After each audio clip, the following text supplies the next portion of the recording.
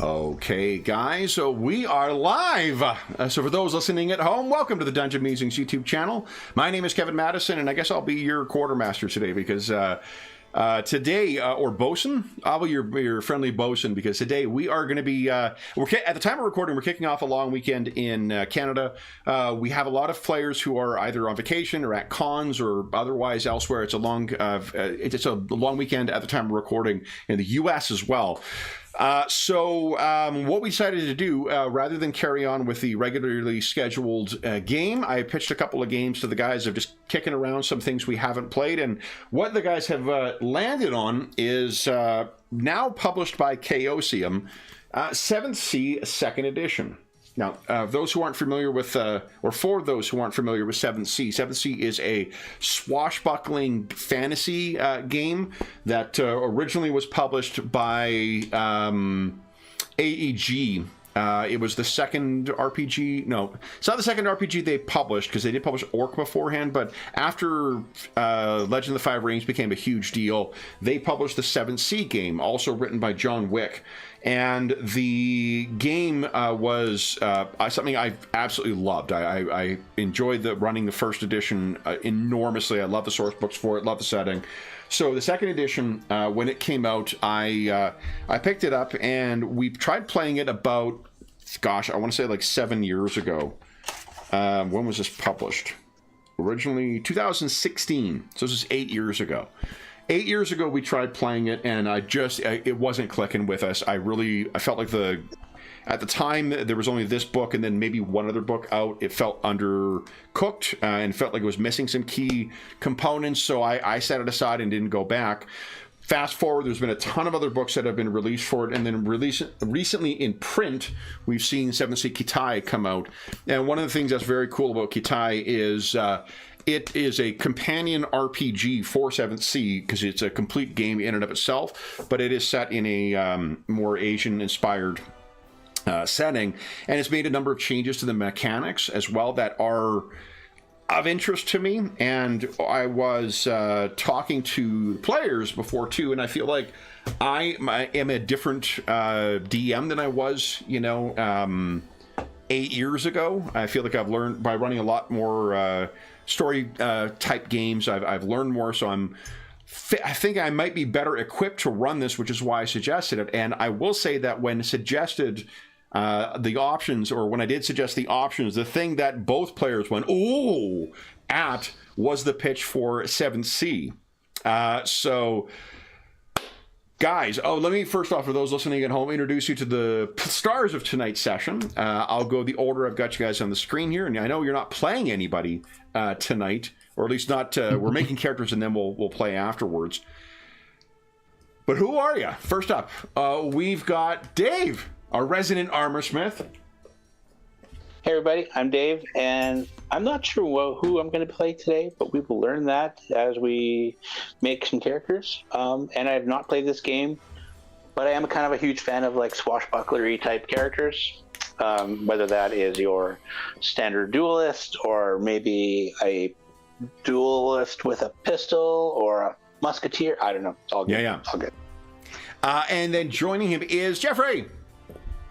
Hey everybody, I'm Jeff, and I also don't know who I'm playing yet, but I love sea-based games. I was telling the guys before we started that one of my IRL games that I play was a homebrew, all based on this kind of stuff, so I'm excited to check this game out again. Very nice. Now, we might end up using some material from the Nations of Thea source books, but primarily we're going to be using the core rulebook to generate the characters this evening, and then time permitting, we're going to play a bit as well. I don't think the character creation is going to take all that long, just because the game doesn't require a lot of like dials and knobs and shit like that. So one of the things I guess to decide first, guys, is that and I'll talk about, maybe let me talk about the mechanics first. So the mechanics of the game is rolling dice pools.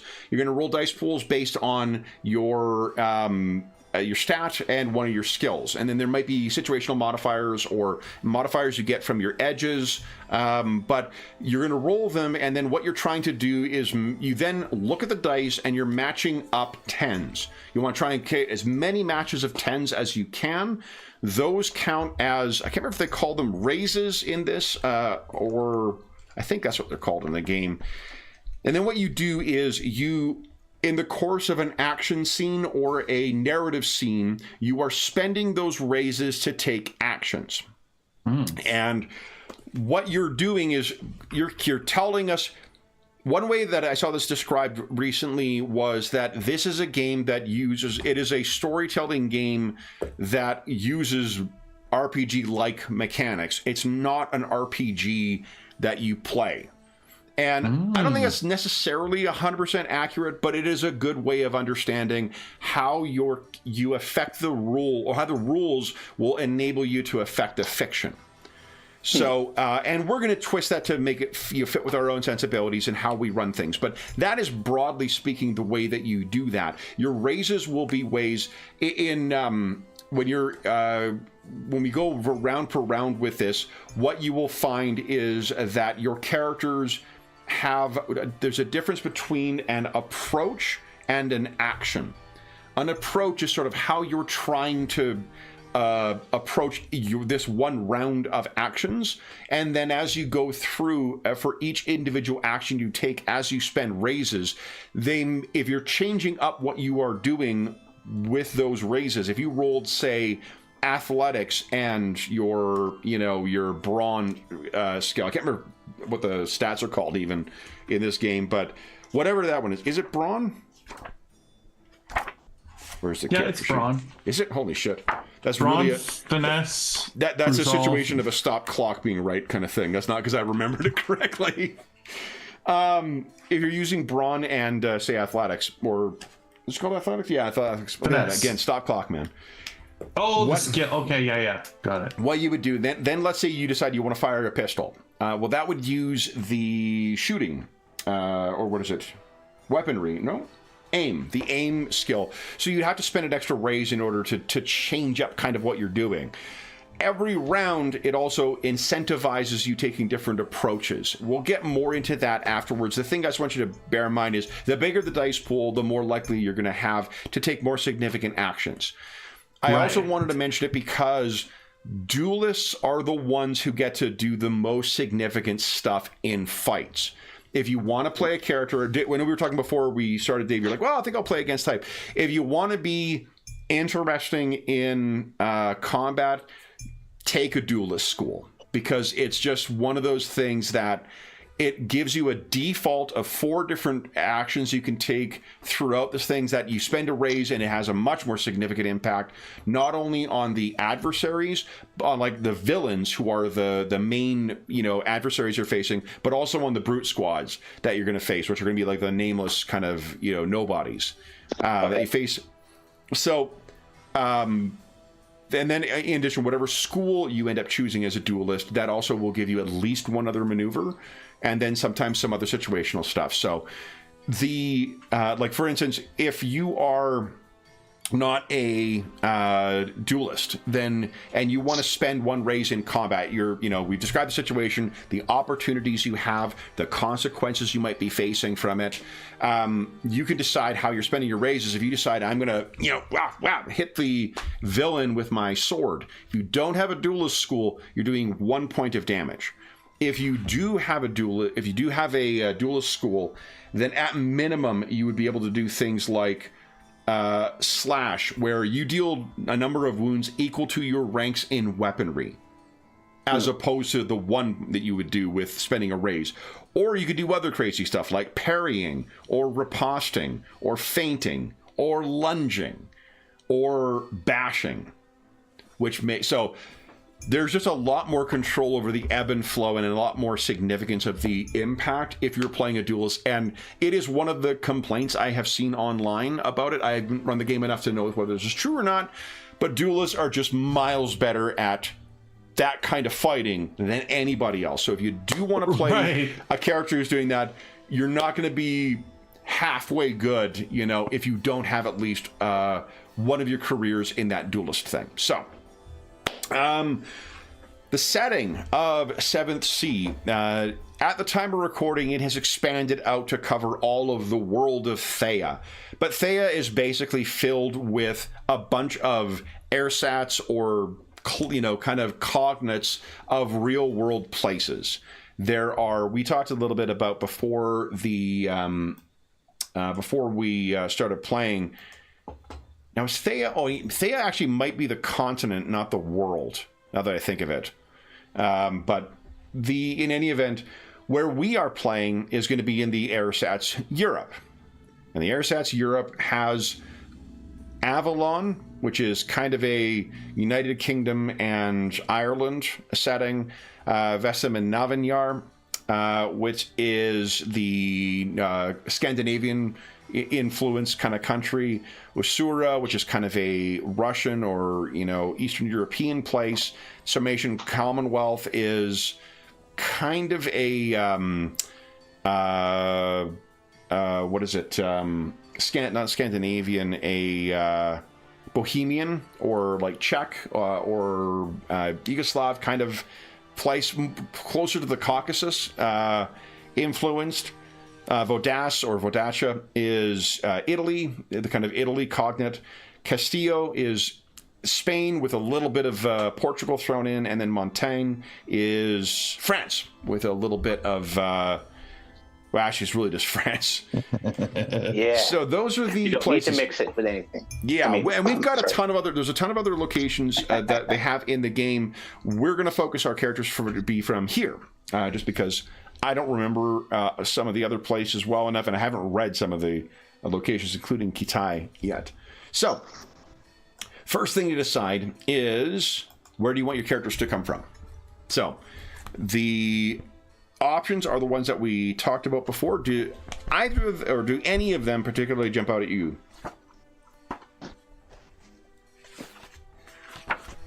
Dave, are you thinking Montaigne? Atu.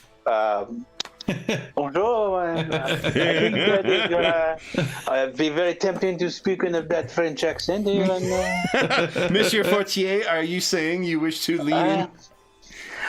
You know what? It's funny. Yes, I have a French background, 13th generation French Canadian, and I would love to play a character from Montaigne. Very nice. You know, it's cool. In one of the PDF source books, they have something similar to the Coeur de Bois in it, and like there are 2 RPGs that I own that have something like the Coeur de Bois in it, and this is one of them. I think it's super fucking cool. I feel really bad, Kev, that you made a Coeur de Bois with my last name, and I wasn't able to make that game. You know what? Someone, I can't remember who ended up playing that character. I think played it. Oh, maybe Andrew did. It's either Andrew or James, but they deeply enjoyed that character. So that character got a lot of great screen time. That's awesome. That's awesome. So then you're playing Montaigne. What about you, Jeff? I'm thinking I was either going to pick the same one as Dave so that we could be countrymen. Mm-hmm. Or I was thinking maybe from Avalon and we could be the old English-French and have a little bit of rivalry. So one thing I would say is good to start talking about it that way. Let's talk about them in the terms of the setting after this. Because Avalon is not England.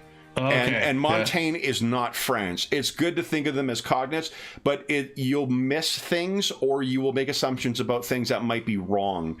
Yeah. So okay, just right. Fair enough. Yeah. Fair enough. Let's be So fellow countrymen. So we should both just pick Castile then.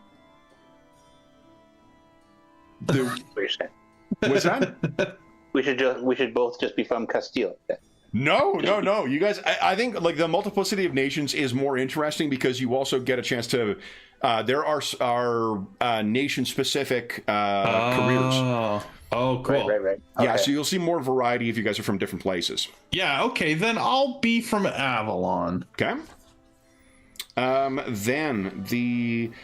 So there is a church in the setting that is called the Vatican Church, which is similar to the Catholic Church. The religious conflicts in the setting are part of the setting as well, where the Vatican Church has split up I genuinely don't remember enough about setting. For those listening at home, we decided to play this about 20 minutes before the session. And while I have read a great deal about before, we were like sitting here at like 10 after 7 going, what are we going to do? So my apologies. This will not be a very efficient or effective lore video for the 7th Sea setting. We are going to fumble along as we go. Okay, so you're going to be from Avalon. I do know that the trouble is too, I know first edition of the setting for the first edition, and they change a bunch of stuff in the second edition, so my brain is full of useless crap from the first one mixed in with the second. But here we go. Avalon. So one question. Oh no, you said Avalon, so you are actually from Avalon proper. There are Avalon names on page 23, and there are names for the heroes from Montaigne on where are you? Where is ya? Page 60. So each of your traits, your 5 attributes, brawn, finesse, resolve, wits, and panache, all start at 2, and then you will be able to raise one of those based on your nationality. So you get to raise your panache or your resolve, Jeff, and your finesse or your panache, Dave. I said careers. It's backgrounds is what they are. Right. I'm going to go with Thomas. Thomas, okay. Oh, now I have a name. You got to type it in the thing. Excellent. It doesn't require you to pick the name beforehand, but that is something you do with Traveler that I like quite a bit, because it feels like you know who you're getting to meet as a character. Well, and it's good to refer to them by their name as you go. I like it. Yeah. Yeah, I think I'm going to go with... I'm actually not going to go with one of the names from the common male names. Mm-hmm. Nice. I'm going to go with Joseph. Nice. Okay. Because my great-grandfather would be proud. Oh, nice. Excellent. All right, so then the let's see here. Oh, they actually have the concept. So let's do this. This will be fun.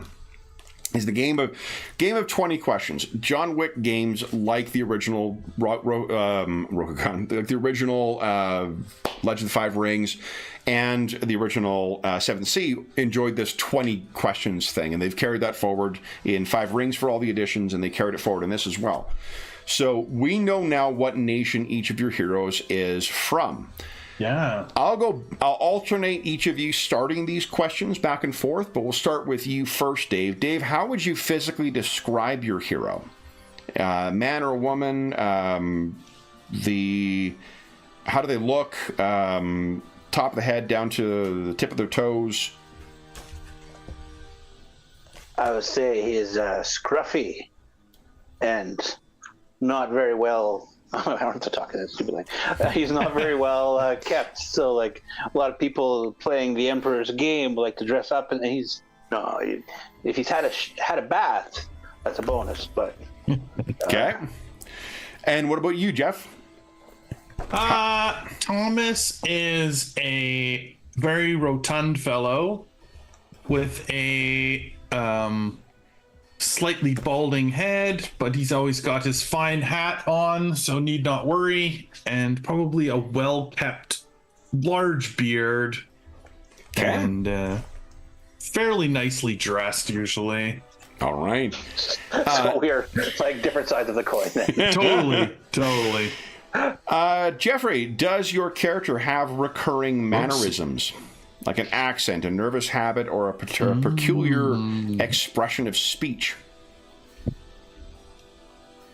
Oh, man. Yeah, I'm gonna give him a mannerism that drives me nuts. He's always got coins in his pocket, and he fidgets with them in his pockets, rattling his coins. Okay. So he's a pocket fidgeter. Yeah, okay. yeah, totally. What about you, Dave? And it's coins, so it makes a stupid noise. You know? Does Joseph, if you wouldn't mind changing your display name too, Dave, that'll help me with remembering your character's name. Oh yeah, sure, I'll do that right now. And what is Joseph? Does Joseph have a recurring mannerism? Is there a list, or are we just making them up? You just make it up. There wasn't really a list. Oh. Okay. Well, I wasn't gonna make a twirling mustache type character, but maybe that is just kind of like, it's not like an evil like twirly mustache, but he just likes to play with his whiskers for some reason. Constantly doing this. It doesn't go the way he wants it to. Okay. Yeah, it doesn't grow the way he wants, so he's always playing with it to try and get it done. It's training. I'm training my mustache to go and do the things I want. Okay, nice.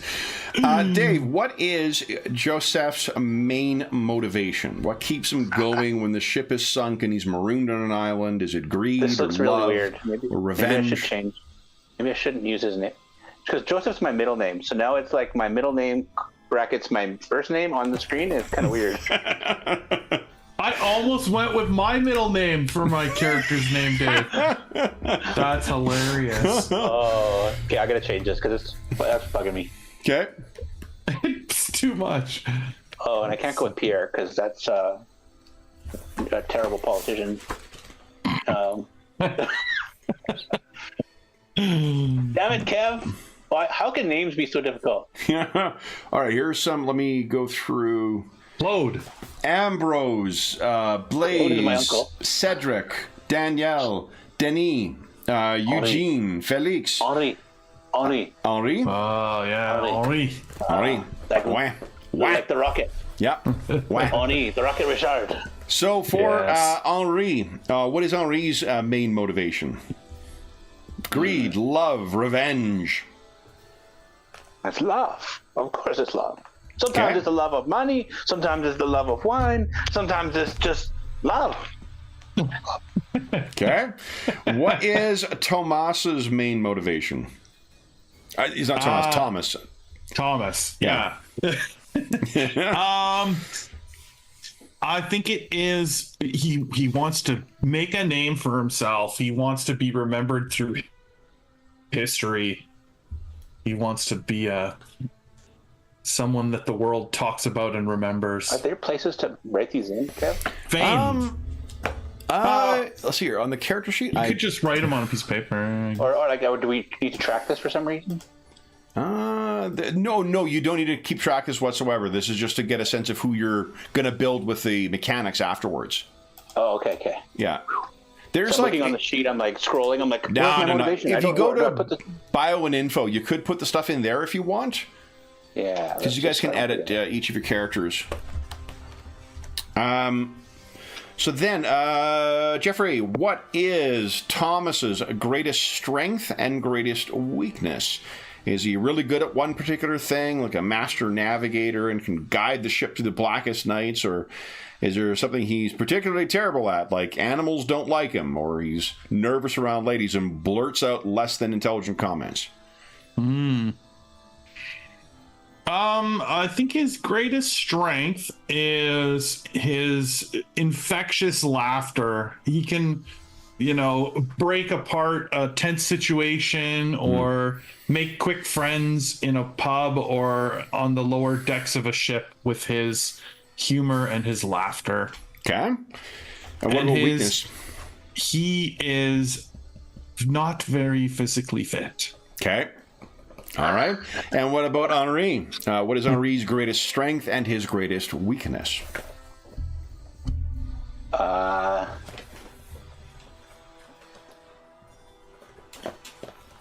I think his greatest strength is self-confidence. Okay. And he's very aware of that, and he's tried not to be cocky, but he believes in himself down to the core. Yep. And what about his weakness? Or is that kind of the same thing? His ego. Yeah. I like it. No, I think his weakness is definitely the ladies. Okay. What is Henri's most and least favorite things? Most favorite things? Mm-hmm.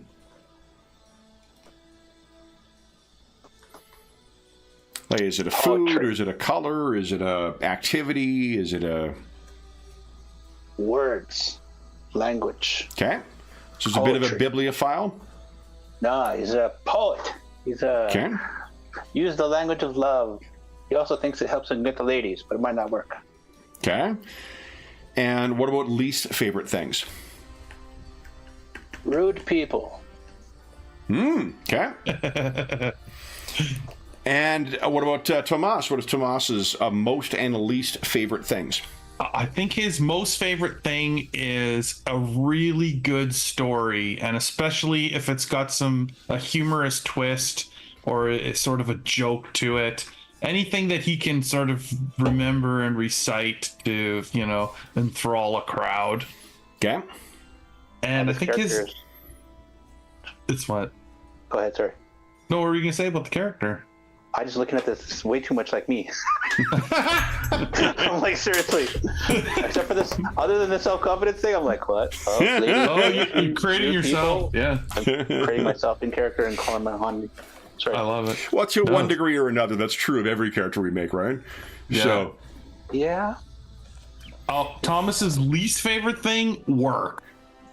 And that's a little bit of a problem with trying to become historically famous is, he doesn't really want to do any of the work required to make, a mark on the world. So it's the next question, it's funny because it's carried over, I think, since the first edition of Legend of the Five Rings, and it's just such a fucking weird, what about your hero's psychology, ? It's like, I don't feel that's a full fucking sentence, and it's been repeated for 20 years. What it expands on that saying, is it hard for you to restrain your anger or hatred? Does your passion get the better of you? Do you thrive on the rush of adrenaline? Or is there a particular song that brings you dancing or clapping? I think what drives your passions is probably what they're getting at in that. Oh, I see. Okay. Yeah. And I think you're up first here again, Thomas. Yeah.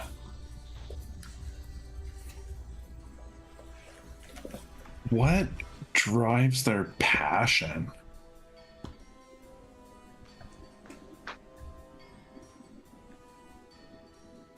Like, if we know what he likes and what he dislikes right now. Right. I feel like, so, like, as far as any action, I think sort of he's driven to it. He wants to be a part of it, whether it's a sword fight he's not involved in, or an argument, or a party that he sees. He's just driven to where the action of life is. I don't know if that makes sense, but like, yeah, if he sees a group of people having a party, he wants to be a part of it. If he sort of joins in on everything, he's a joiner, and it's like he wants to experience that part of life. And why is it that he doesn't want to be still? I think that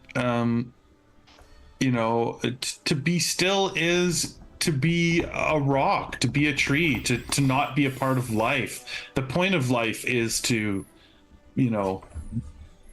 partake in it. Okay. And what about Henri? What drives Henri's passions? I think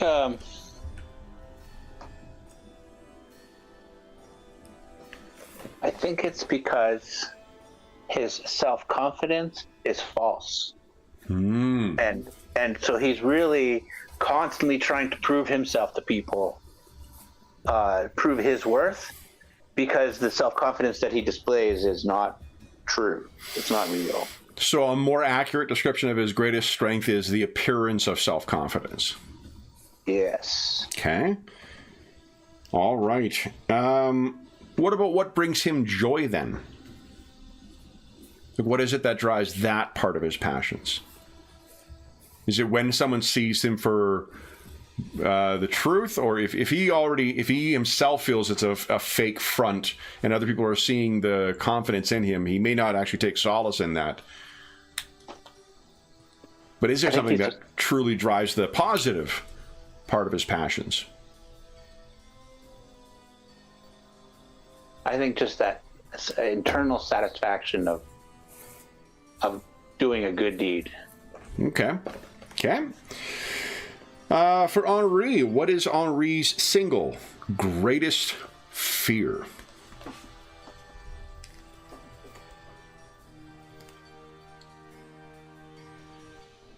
The examples they give are terrified of old age. What they are triggering the fear is that fear could be as much of a motivator as what passion can be too. So the fear of old age might drive you to seek out the fountain of youth. Or you might just have a traditional kind of action hero thing where you got a fear of a certain kind of animal or object. Fear of snakes, for instance. I hate him, Jacques. I hate him! Deep water. Yeah. Sharks. I think he's got like a fear of dying alone. So it always latches on to other people. He's around other people because he likes the camaraderie, but he's got this fear that like if he doesn't like keep friends, that someday he'll die by himself. Okay. What about Thomas? What is his single greatest fear? I think that Thomas's greatest fear is being forgotten. And I think it's that sort of, I don't know where I ever heard this or read it, but it's the sort of like you always die. You die twice. You know, you die when you pass away, and you die when the last living person dies who remembers you. Or speaks your name, I think. Or speaks your name, or whatever it is. Yeah, so it's the same idea, right? Like, yeah. The reason I laugh is because there's that fragment of cuneiform that has been translated as like a bunch of people bitching about a copper merchant. Oh yeah, totally. You know, like 3,800 years like ago. Still exists. Yeah, he still exists. Yeah. This fucking guy. That guy's gonna live forever. He purposely counts my change wrong. Exactly. They're probably like tying knots on a thing to make change. Yeah. If I write a poem about you, Thomas, and everybody continues to read it, you will live forever. Yeah, exactly. So yeah, or being forgotten. Shortchange people in the copper trade, your name will be on the lips of people for millennia. There's nothing you can do about dying of old age or dying in battle. Everyone dies, but being forgotten, that is something you can try to sustain. You can try to send into the future. So his fear is that may then drive his the next question. So then, Thomas, what is Thomas's highest ambition and his or his greatest love? Yeah, I mean they're both. I like, so his greatest ambition is to be remembered throughout all time. You know, like become one of the greats that is spoken about. You know, to this day, from hundreds of years ago, I want my name spoken in the future. And I think his greatest love would just be the love of life. Like, just... Does he care how his name is spoken? I don't think he's got that far. I think at this point, it is hopefully in a good way. But, you know... I think we'll see as we get to some of these later questions, like he is getting older and his views are starting to be malleable in other ways. So at the moment he still hopes it will be for being some kind of a great hero or, you know, a savior of some people or something like that. What about Henri? What is Henri's highest ambition or his greatest love?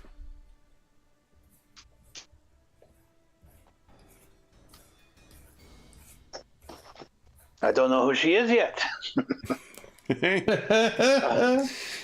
but someday I will find her, and she will be my greatest love. Until then, I have many greatest loves. Okay. But I think his highest ambition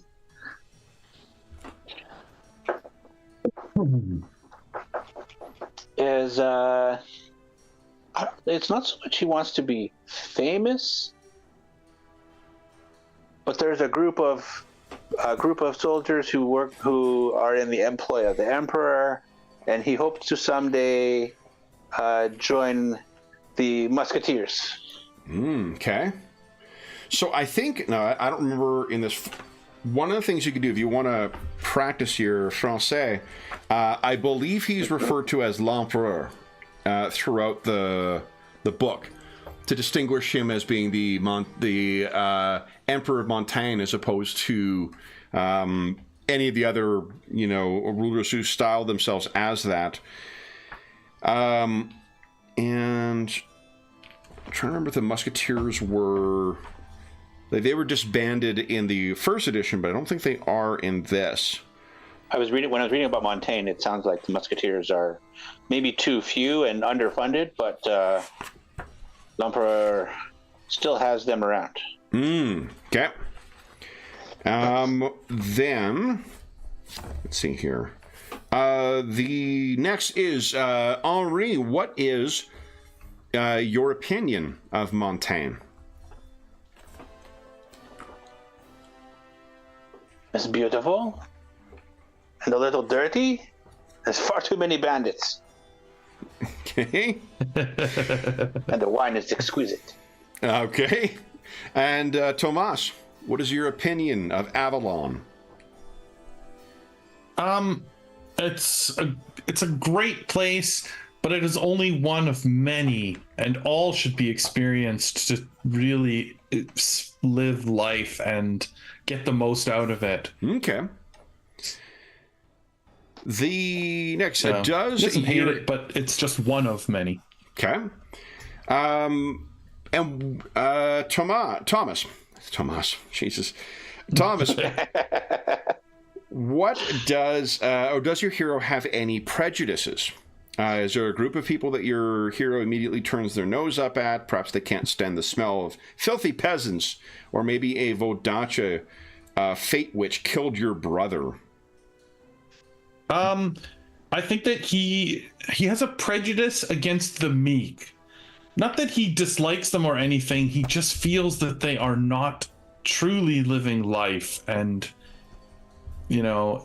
so he would. It's not that he would have, I guess, prejudice, I feels like a strong word, but he would try to not spend too much time with them, basically. Yeah. It's also it's worth saying, I think the intent of that one is not to play people, like submissive. Awesome, I get to play a bigot. It's quiet, more that your character is coming into this with pre-experience and pre-prejudices and whatnot, and it's an opportunity for your character to grow. Right. So yeah. Oh, totally. Yeah. What about Henri? Does Henri have any prejudices? Yes.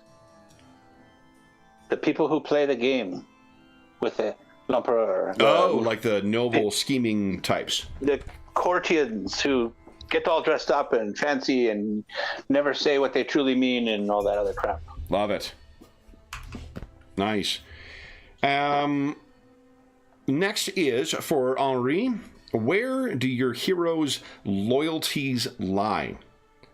Do you serve a certain noble? Do you have it with your family? Are you only for yourself?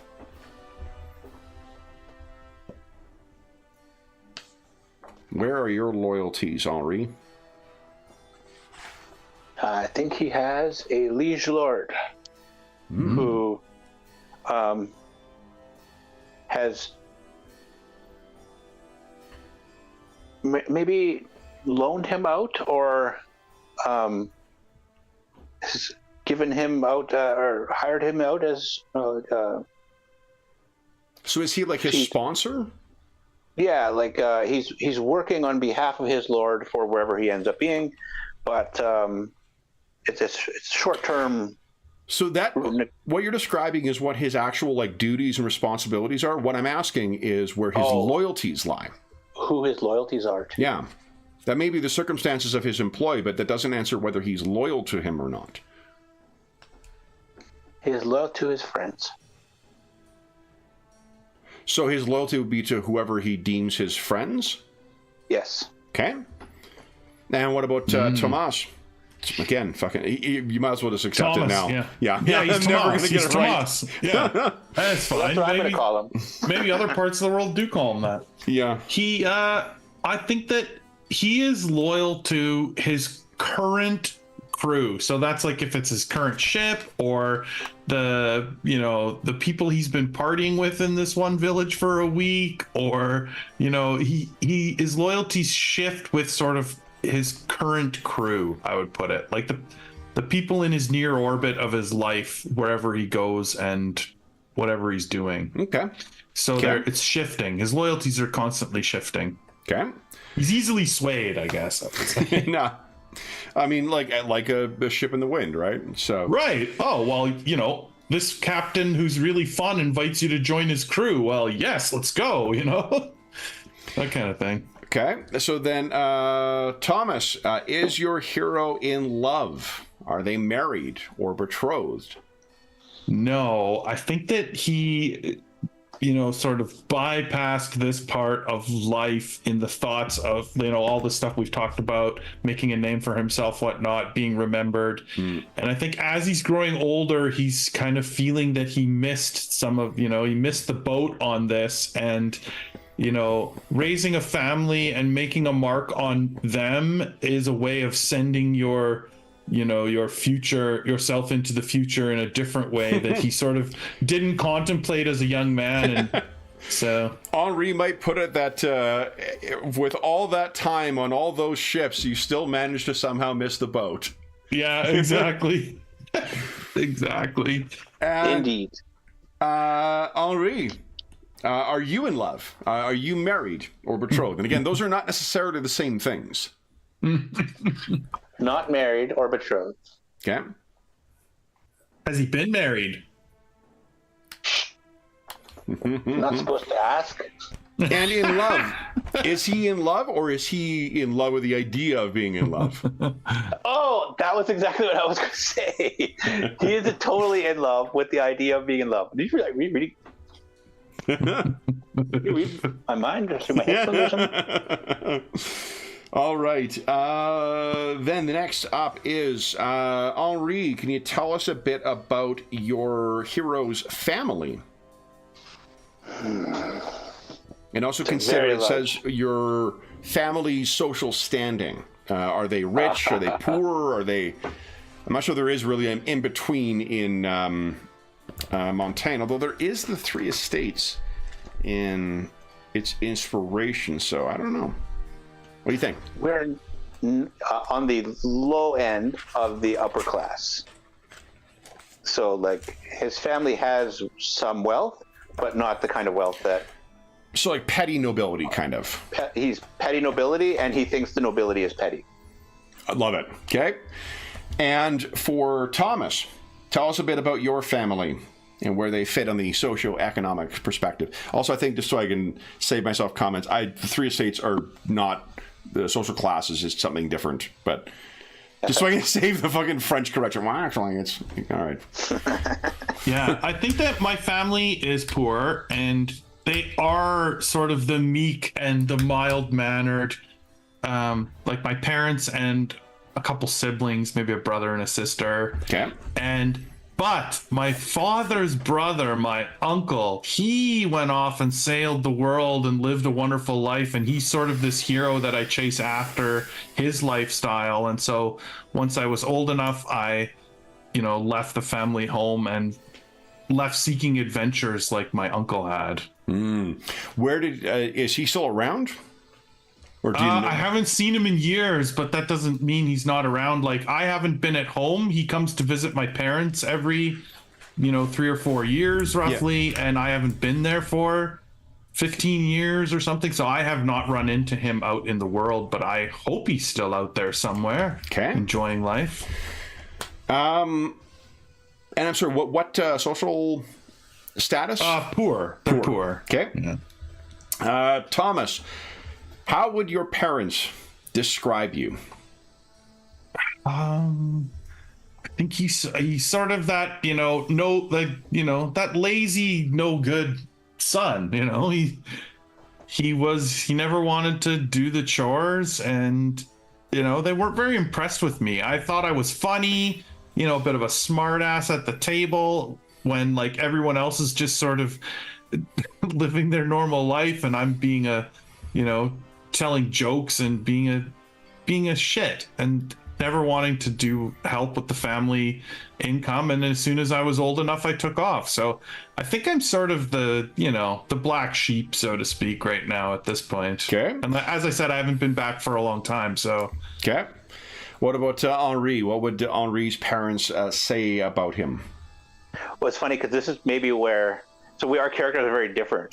This is maybe where they kind of see some common ground, is because Henri's parents would call him a complete failure and a disgrace to the family for not having stayed with the family business and helping, grow our wealth and status within the game, and having just said, "This is a waste of my time. I'm leaving." Well, especially if your family is struggling, you refusing to get married would rob the family of a dowry. Yep. Right. So and not participating in the game and helping with growing our family fortune and deciding to go off and seek my own is selfish. Okay. Love it. Next. So the next question is your hero a gentle? Being a gentle means your hero attempts to follow the code of chivalry. Your hero's word is your bond. Of course, there are those who see you as foolish and old-fashioned, but there's always the possibility of having a moon-eyed damsel or a handsome young poet fall in love with you. What do you think? Is Henri compliant, or as much as he can be, with the code of chivalry? I think so. I see him as a bit of an idealist in some ways. The poet, the romantic, but he kind of struggles with living it. He's a little more scandalous and a little more of a scoundrel than he probably should be, but he's working on it. It's a work in progress. Okay. And what about Thomas? Does Thomas give any value to the code of chivalry? No, I don't think so. Maybe just mildly, to some people he respects for a bit, but just until he sort of forgets. It's not. He moves on, right? He's always moving on. So I think it's like it's sort of a false chivalry that he would have at times. Okay. So this is for Thomas once again. How religious is Thomas, and what sect of the church does he follow? They mentioned that so religion is for many people in Thea their deepest passion. The Church of the Prophets has been the greatest power on the planet for over 1,000 years, and for all the bureaucracy, it has a number of most powerful thing on the planet predates the release of a bunch of other books. But for all the bureaucracy, it has a number of redeeming qualities. It fosters learning and education, provides hospitals for the poor and needy, and is a great source of comfort for many people in their hour of need. True and honest people are often attracted to the church for this reason, and they are more than willing to help it perform its good works. Of course, there are those who see the church's actions as evil. They look at the Inquisition and the Crusade as prime examples. They hate the things the church stands for and would love to see it fall. Then there are those who fall in the middle, who either don't worry about the church since it doesn't affect their daily lives, or believe in a religion that is a variant of what the church preaches, such as objectivism, which I think is the ersatz version of Protestantism, or the Usuran Orthodox Church. These people try and live their lives out with as little contact with the church as possible, either out of fear or lack of interest. I think Avalon is objectivist and Montaigne is Vaticine, if I remember. Just not to say that your characters have to be, but just to give context for where you would have grown up. Yeah. What do you think, Thomas?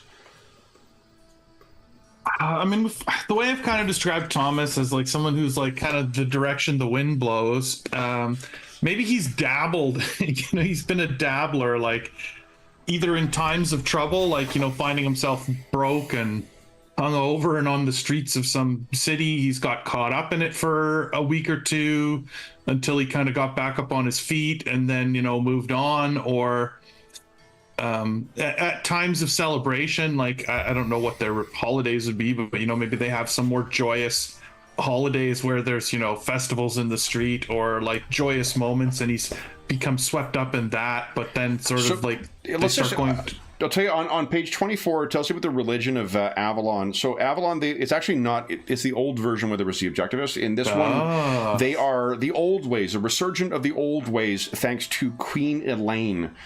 We've ignored the goodly folk for far too long, she said. Let us invite them back to our shores with open arms and open hearts.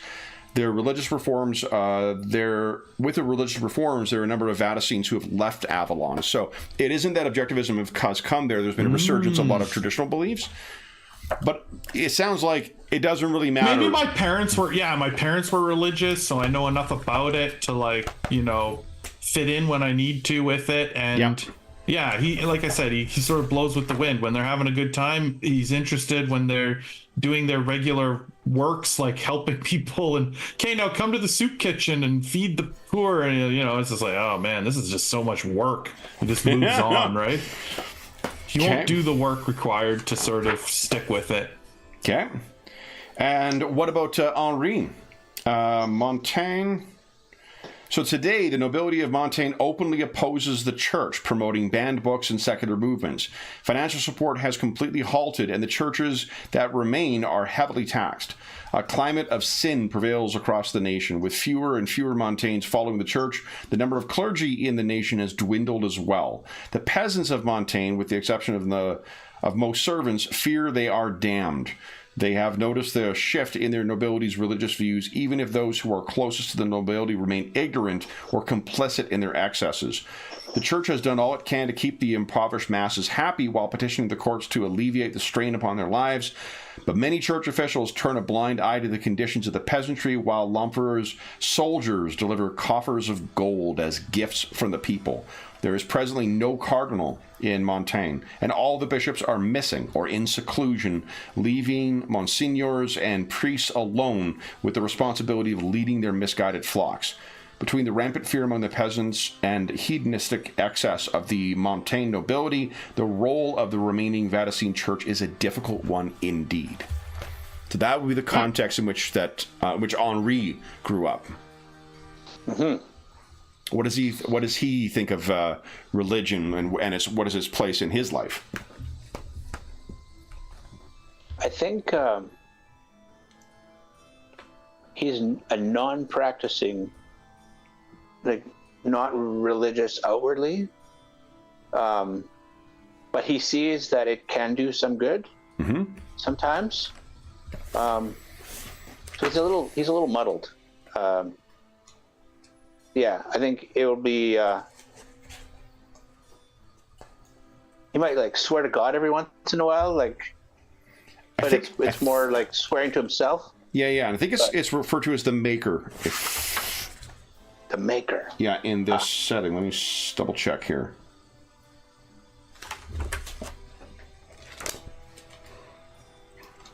I'm going on half remembered stuff. Again, for those who may have joined us later, it's been about 8 years since I've run the game, and we only decided shortly before to crack out the books and make some characters and take it for a test drive once again. So my apologies for my shortcomings in the particulars of the setting. I want to say it's the Maker. I think in one of the excerpts we just read, I thought there was a reference to the Maker. That works. Yeah, so yeah, he's non-practicing and not outwardly religious. Okay. But he kind of like secretly believes that like there's some good that can come from it. Mm-hmm. Okay. Sure, they can help a man when he's down.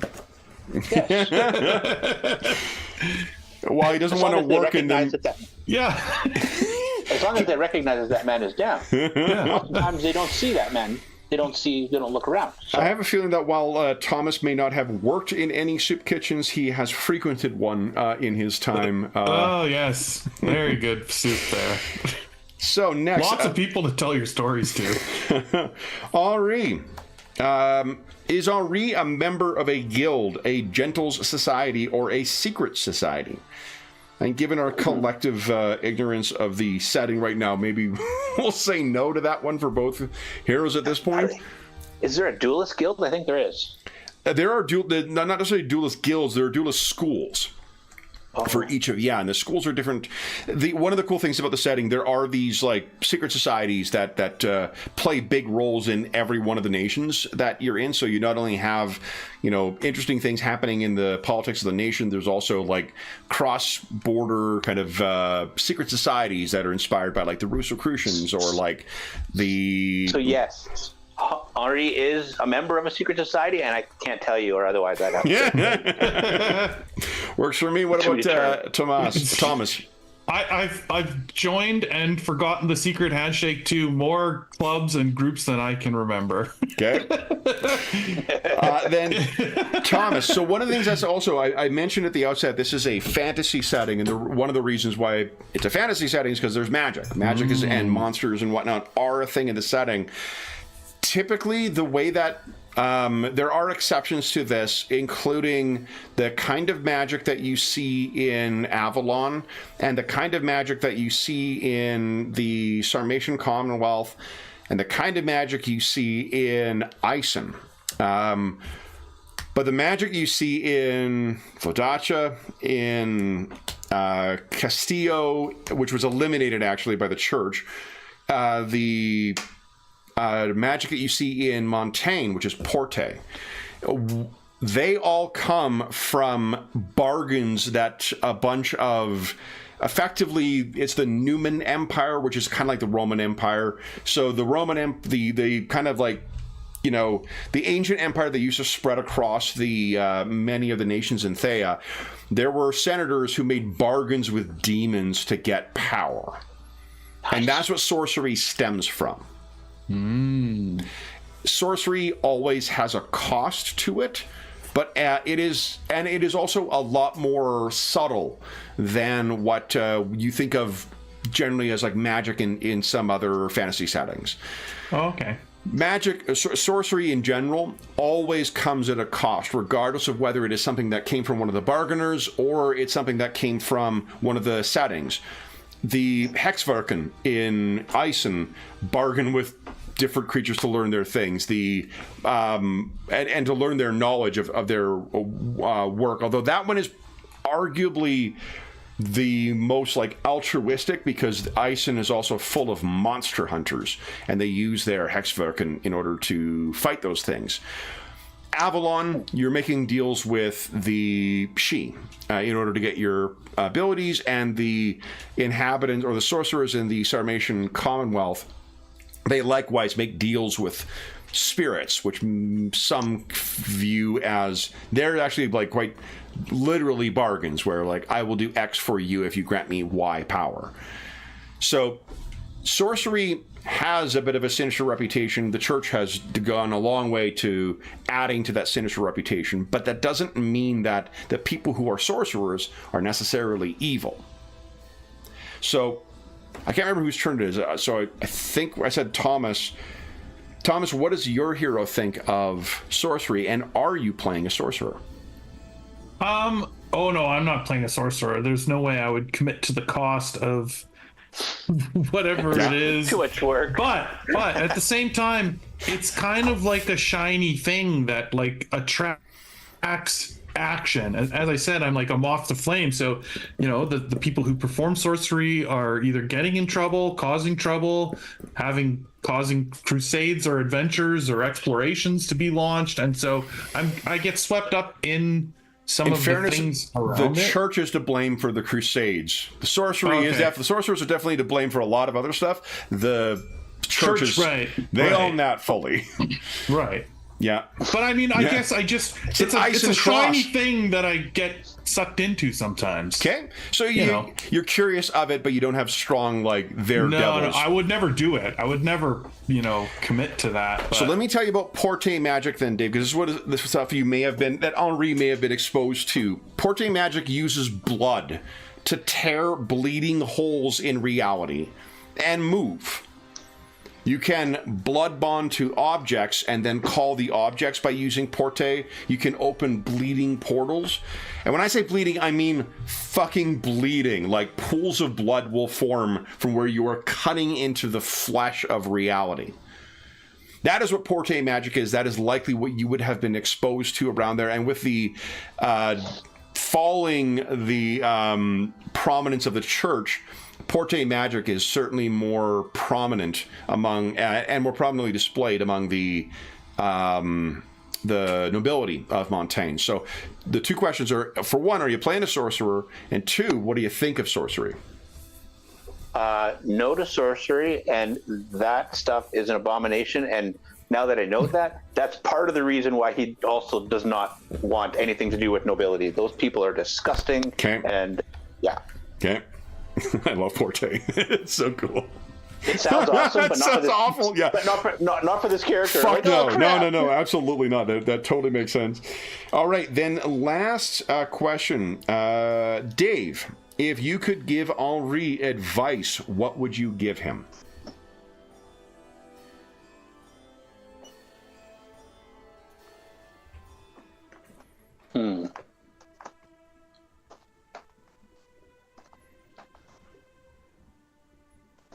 Trust your heart. Okay. Accept.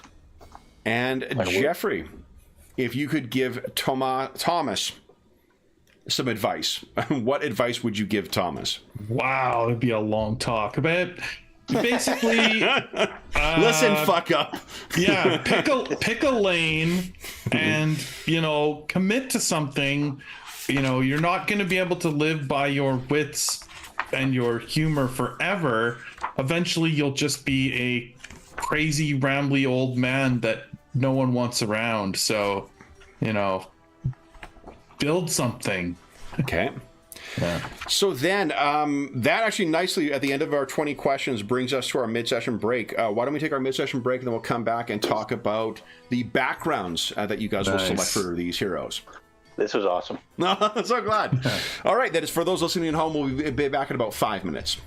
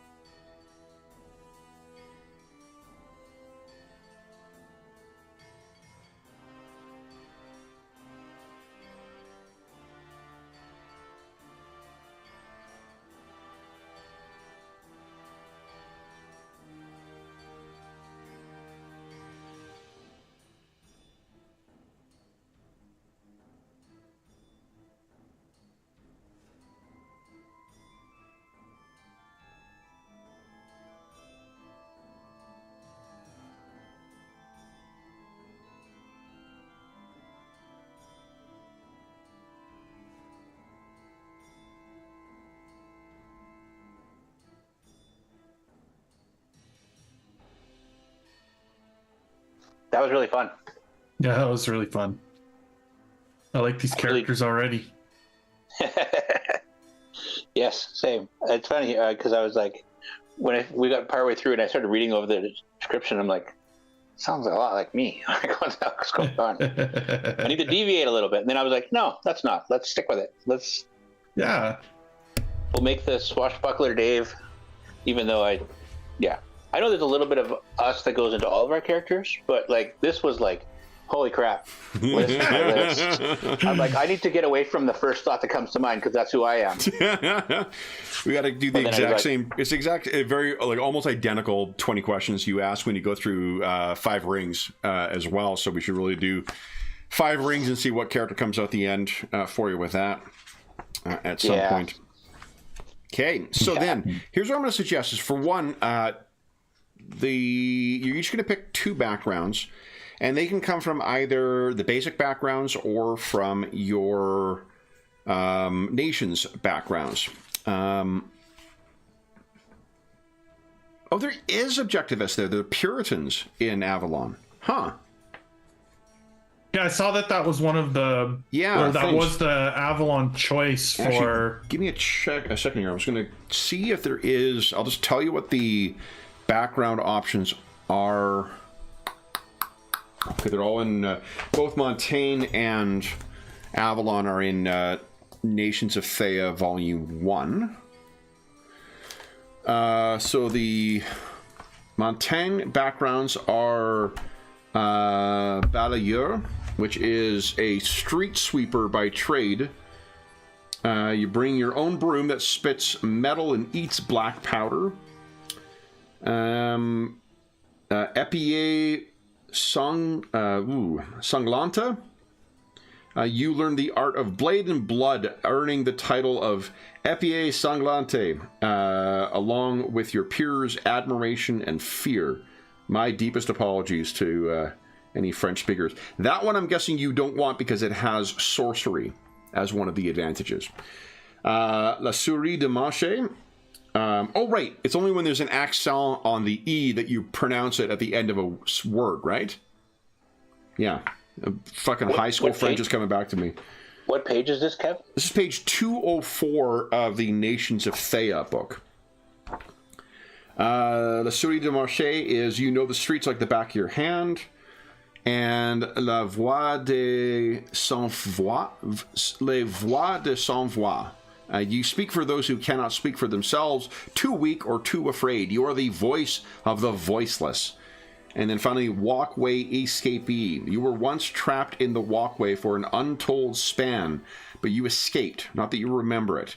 In fact, you do not remember your life before that either. The walkway, I believe, is the place between where the Porte sorcerers open up their ways. The ones for the Avalon, Royal Conservationist. Avalon is a beautiful land, and the Queen has entrusted you to ensure it stays that way. And sounds like work. Yeah, it does sound like work. So probably not that. And the other one is a sorcerer thing. So yeah, no. So those are those. What I was going to say is take a look at the backgrounds for your nation, and then take whatever time you need to just flip through all the different options for basic backgrounds, because there's some really interesting ones. And the combinations is, we were talking before this session that how much we enjoyed Iron Kingdoms. And one of the things that was really neat about Iron Kingdoms that I really loved was you picked 2 careers in that. Now, when you made your character, you had aspects of 2 careers. So it sort of baked in a backstory to your character if one career was your past and one career was your present, or it spoke to, a very complex life if you were doing both. I think you can apply the same thing with this as well. Now, because, Dave, you're interested in playing a duelist, I think duelist is going to be one of those ones you're probably going to want to pick. Unless there is a Montaigne-specific one, like the Musketeer. On page 144 of the core book. Musketeer, you are sworn to protect the King of Montaigne and your fellow Musketeers until your death. I'm guessing you're not taking Courtier as one of yours. No. So take your time to look through. One of the things I'll tell you, the quirk will tell you what you do to earn hero points back. Hero points are the narrative meta currency in the game, and they are used for a number of different things. And I think, you know, really, this is, I think, before I got in the habit of loading all the, what do you call it, all, like character or tables of what you can do and whatnot, cheat sheets into games. But hero points can be spent to add a bonus D10 to your roll before you roll a risk. You can spend multiple hero points that way. You can spend add 3 bonus dice to another hero's roll before the risk by spending 1 hero point. So on yourself, it's 1 for 1. To spend for someone else, they get 3 for 1. Activate a special ability. There are certain edges that require you to spend hero points to start or to trigger. And take an action while helpless. That is just a state as you get injured that you will find yourself in, or may. Okay. Anything jumping out as necessary for your character or particularly desirous? I think I have some. So, I mean, there's one called Performer, which is sort of how I described him. Not necessarily that he's a specific performer, but just like being the life of the party and a storyteller, and sort of that is sort of what he does to like ingratiate himself. And then I was thinking maybe something on the water, like, so maybe like Sailor could be like how he's gone around experiencing the different kingdoms and traveling the world, and maybe a sailor is what his uncle was, and that's why he saw that as like a life of So here's what to let you know what it's not called edges, it's advantages. Too many games, guys. What am I talking about? There's no such thing. Virtuoso gives you a bonus dice when you make a perform risk using one type of performance. So in your case, it could be oratory, or you know. Cool. So that, and then the other one is inspire generosity, which I think is a 2-point advantage. Inspire generosity. Spend a hero point to convince another character to grant you an object you want at no cost. They might give you something they already have, or to go to some lengths, illegal or legal, to procure the item, whatever is easiest for them to get their hands on what you want. Very much suits him. Yep. Yeah. And the quirk is you earn a hero point when you use your crowd-pleasing skills for something more than just making a few coins. Nice. Okay. And what about you, Dave? You're seeing things that's a correct combo for Henri? Yeah, I'm wondering. I was actually looking at the revolutionary one. Okay.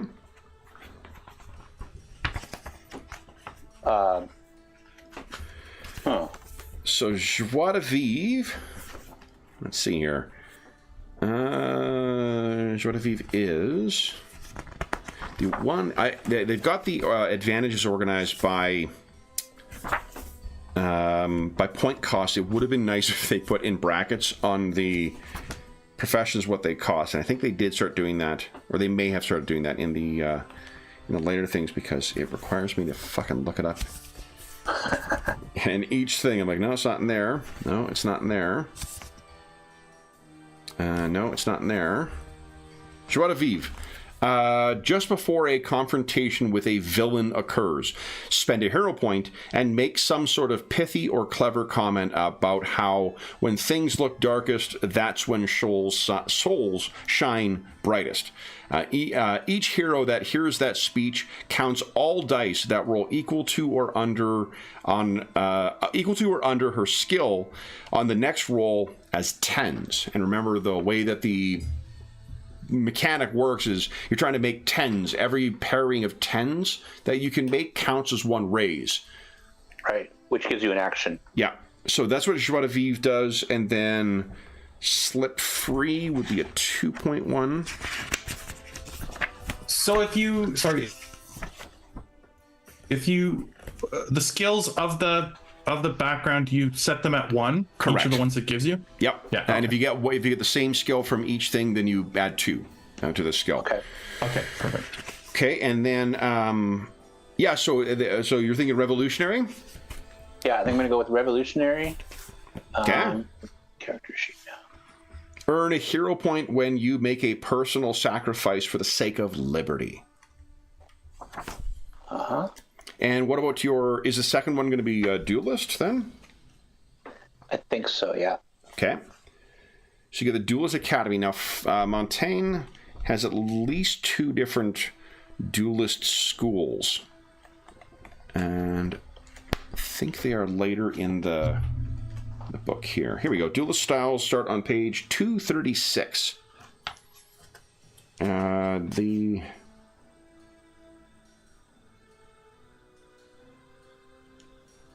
to see if there is a restriction that you have to be from the nation. That used to be the case. So let's see here. For Ambrosia, I know is... I think is Montaigne. I don't want to say no. Boucher is a fighting style forged in the streets of Montaigne and isn't considered a gentlemanly school. Ambrosia is Vodace. Drexel is Ison. Donovan is Avalon. Aldana, I think, is Castillo. Let's see. Didn't actually say. Valrue is definitely Montaigne. Valrue is one of several that uses a fencing weapon in the primary hand and a main gauche in the offhand. Sabat, I think, is Montaigne. Is that in the Montaigne. Nations of Thetis, Kev? Are you in? I'm on page 239, between 236 and 239 in the core book. Core book? Yeah, core book is where you got your different schools. Duelist styles, there we go. Yeah.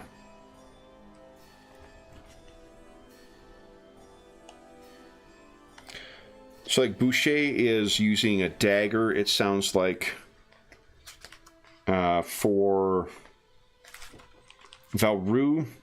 It's a fencing sword in one hand and a dagger or a main gauche in the other. I don't know if Sabat... Oh, Sabat actually might be a Sarmatian school.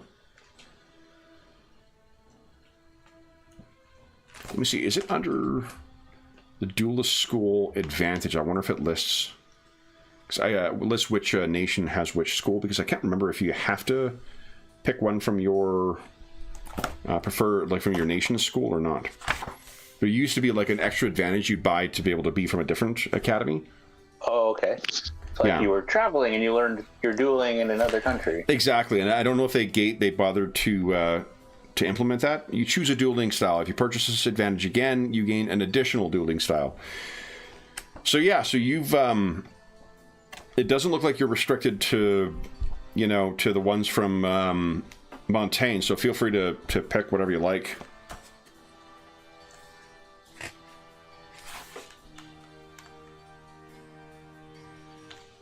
Who knows where there could very well have been a foreign, duelist or fencing master who was in. Yeah, because it says, even at the beginning of the duelist styles, it says that you can switch duelist styles for the round. So, like, if you know more than one, you can change weapons and change styles, and yep, that's kind of cool. Yeah. Well, it's neat. Like, the way that XP works in the game too is you actually set like story goals for yourself, and you set story beats to hit, and the beats are the number of points that your advantage costs. So, like, if you want to learn a second dueling school, there'll be 5 parts of a story that will get you to the point of learning that dueling academy. I think I'll go with Valrue to start. Okay. And because of where I'm from, and thinking that makes more story sense. And then I can look at picking others up, like maybe he switches to Boucher down the road because he's like been fighting with people who are less privileged. Yep. So the special maneuver, and we'll talk about this more when we get to actual, swinging swords. You get to perform, in addition to the maneuvers that all duelists learn, you also know a Valru Cross. The Valru Cross prevents wounds equal to your weaponry, and you select one maneuver that you know that your opponent can perform on their next action. Performing any maneuver other than that one costs them an additional raise to perform. So you make it so you're setting them up so they have to. That is the most optimal thing. Yeah, they're going to do this, and if they try to do something else, it's more costly. And it says you can only perform Valru Cross once per round immediately following the maneuver that caused your wounds. Cool. So, are we putting these into the backgrounds section of the... Yes, yep. And make sure to put down how you are recovering hero points as well, too, because that will be important as well. And if you can copy over, I think you can copy over the, what do you call it, the info for your advantages as well. So You'll that have to cut and paste from the PDF. Let me open up one of the, here we go, character. So that style bonus? Yeah, I'd add that under, well, there is actually a dueling style bonus under the details tab underneath the sorcery one. You can add that in, and it is add in the Valru Cross.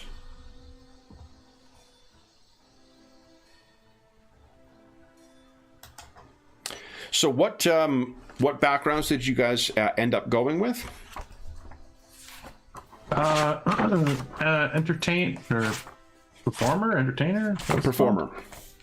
and sailor. Okay. So what does sailor give you? Bar fighter and eagle eyes. Yeah. What are those? Did you look up what those do?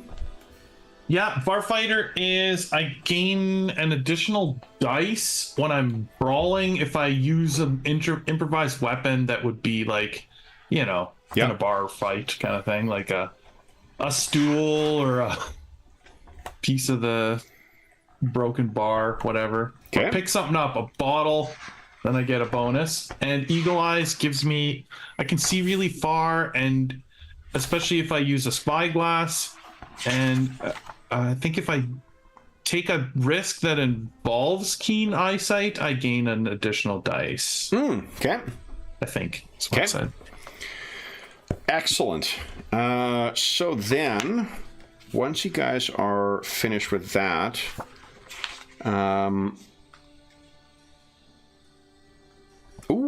then you guys get to add 10 points to existing skills from your backgrounds or to add new skills to your sheet. You cannot raise a skill above 3 when you're making your character, but otherwise you can spend 10 points wherever you like. And there is an added benefit from having 3 points or 3 ranks in a skill. You gain the ability to re-roll any single dice when you take a risk using that skill.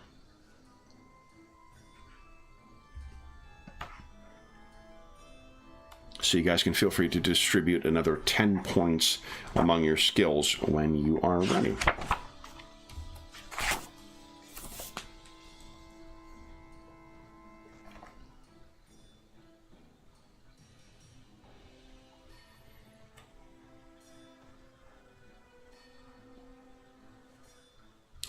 Oh, now Jeff, I can't remember if I have it. I think I do. Do you want me to go and collect my 7th C Arcana deck so you can randomly generate your virtue and your hubris? Yes. That's awesome. That's awesome. I will be talk amongst yourselves. I'll be back momentarily.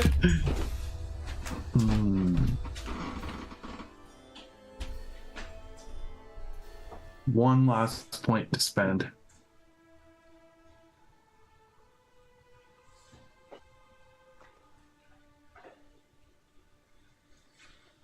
Your advantages. There's a spot on the sheet for that. Oh yeah, here we go.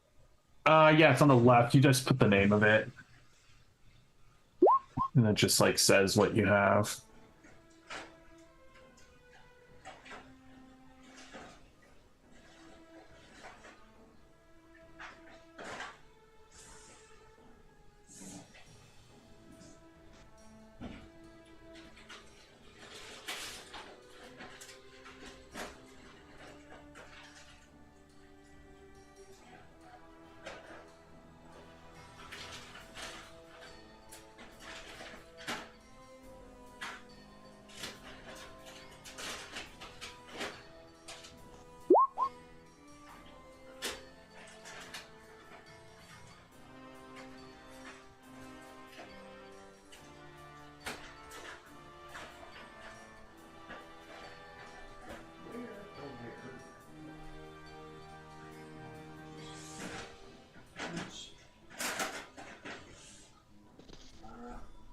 Cool. All right, so that's that, and then so you get the skills from your skills from your main background. And was there skills from the backgrounds, the national backgrounds? Sorry, what? You got your skills from your backgrounds, and then you get another 10 points to spend.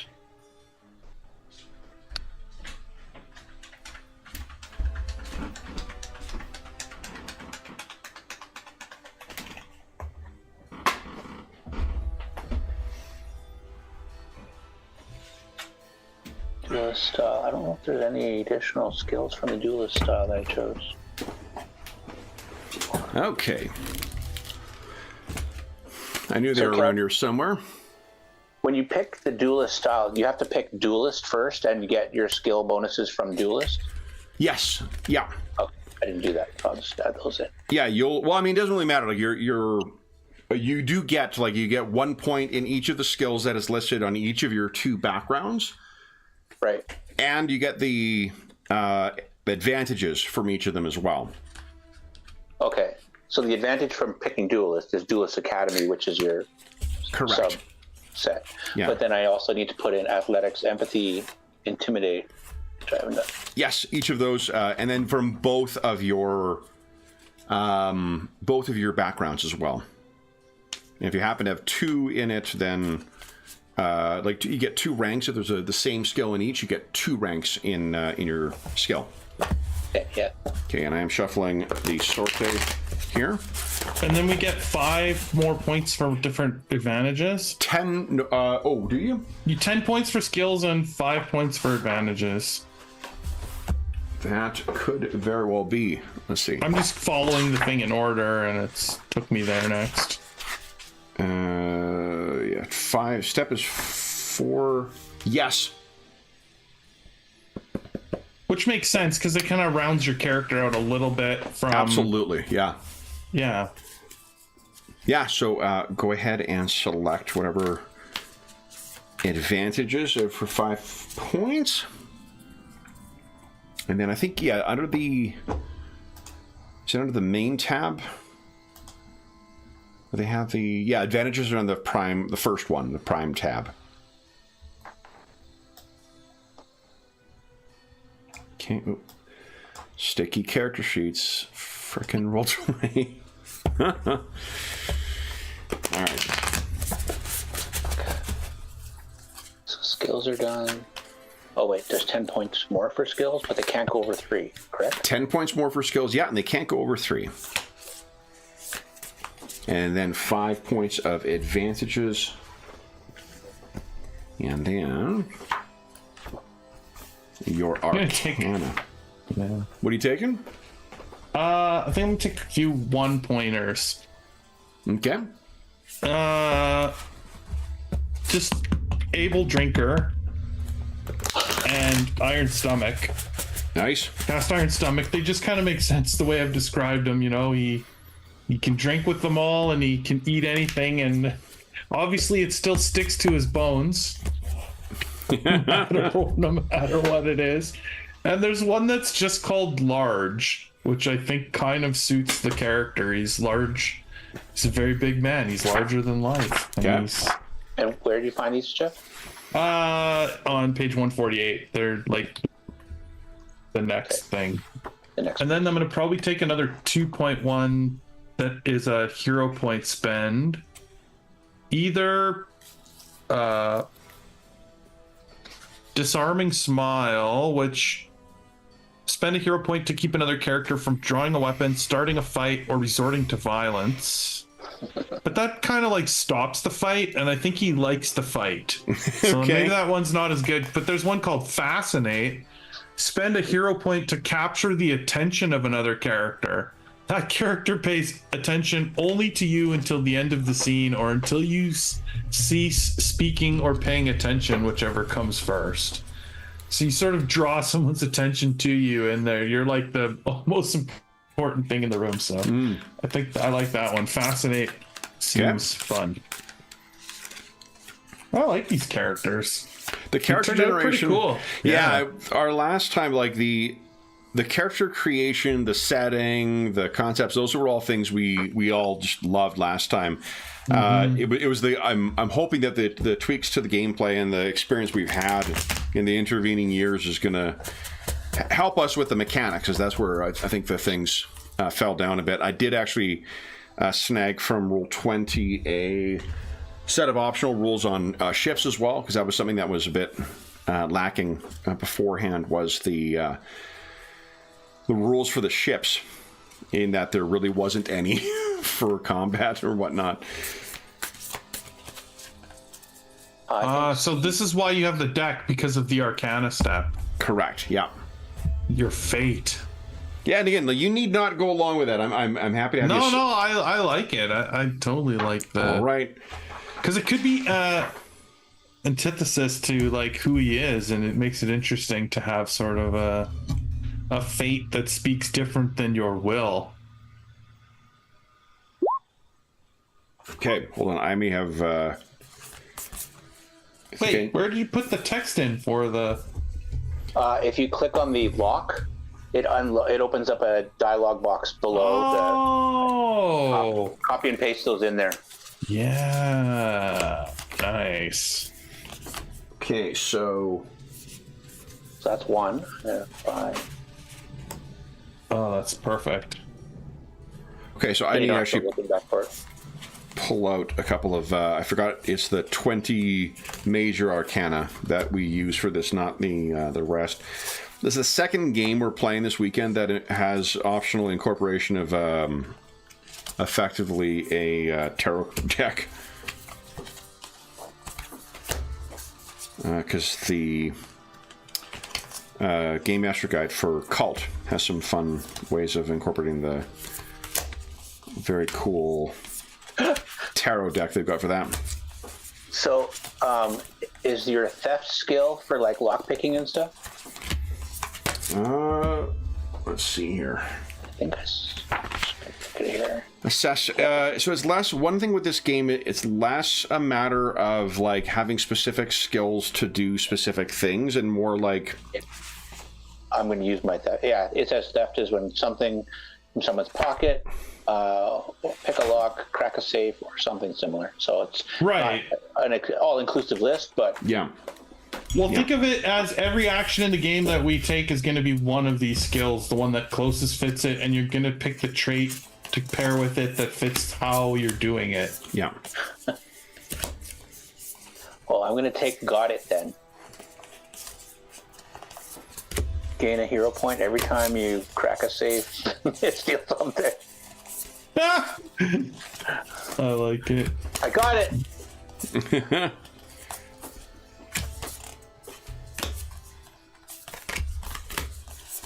Okay. Because that just sounds fun. And also, my parents would not approve.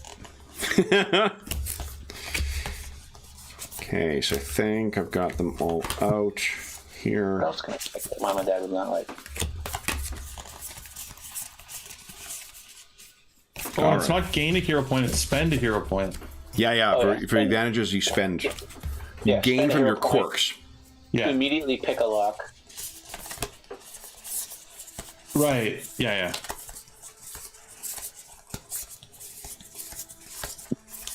Oh, the other one. I read that wrong.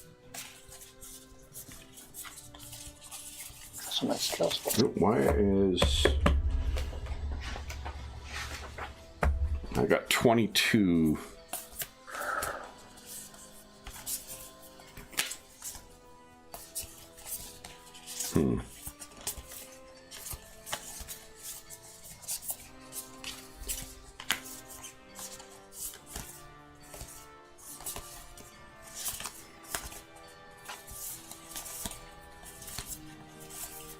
Okay. Let me check one thing. I think I know why I've got 2 extra cards in here. Let me double check that. And then I'll draw your Arcana, Thomas. Make sure you shuffle them. Oh, yeah. Camaraderie. Under the 3-point advantages, can you take 3-point advantages at character creation? As long as you have 5 points to spend in total for the flexible ones, you could spend it all on a 1 5.1. You could spend it on a 4 and a 1. Whatever combo adds up to 5. It's only the skills that are capped at 3. Okay. There we go. Character creation. Yeah, the amount of options you have when you're making a character are pretty astounding here. Psst, over here. While undetected, you can spend a hero point to lure a single character out of position and knock him out. It sounds like so much trouble.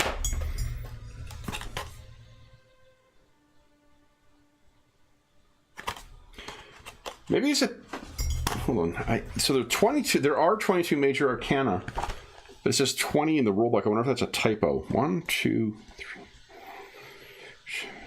7, 8, 9, 10, 12.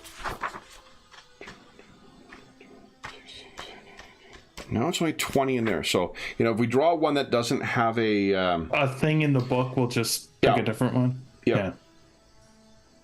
Okay, we draw 1 for your virtue and 1 for your hubris. So, are you ready? Just give me 1 second. I'm just copying one more thing, and then I'm ready to pay attention. There it is. I just need to find Inspire Generosity. Got it. Copy and paste. Excellent. And then, I got them all in there now. Okay.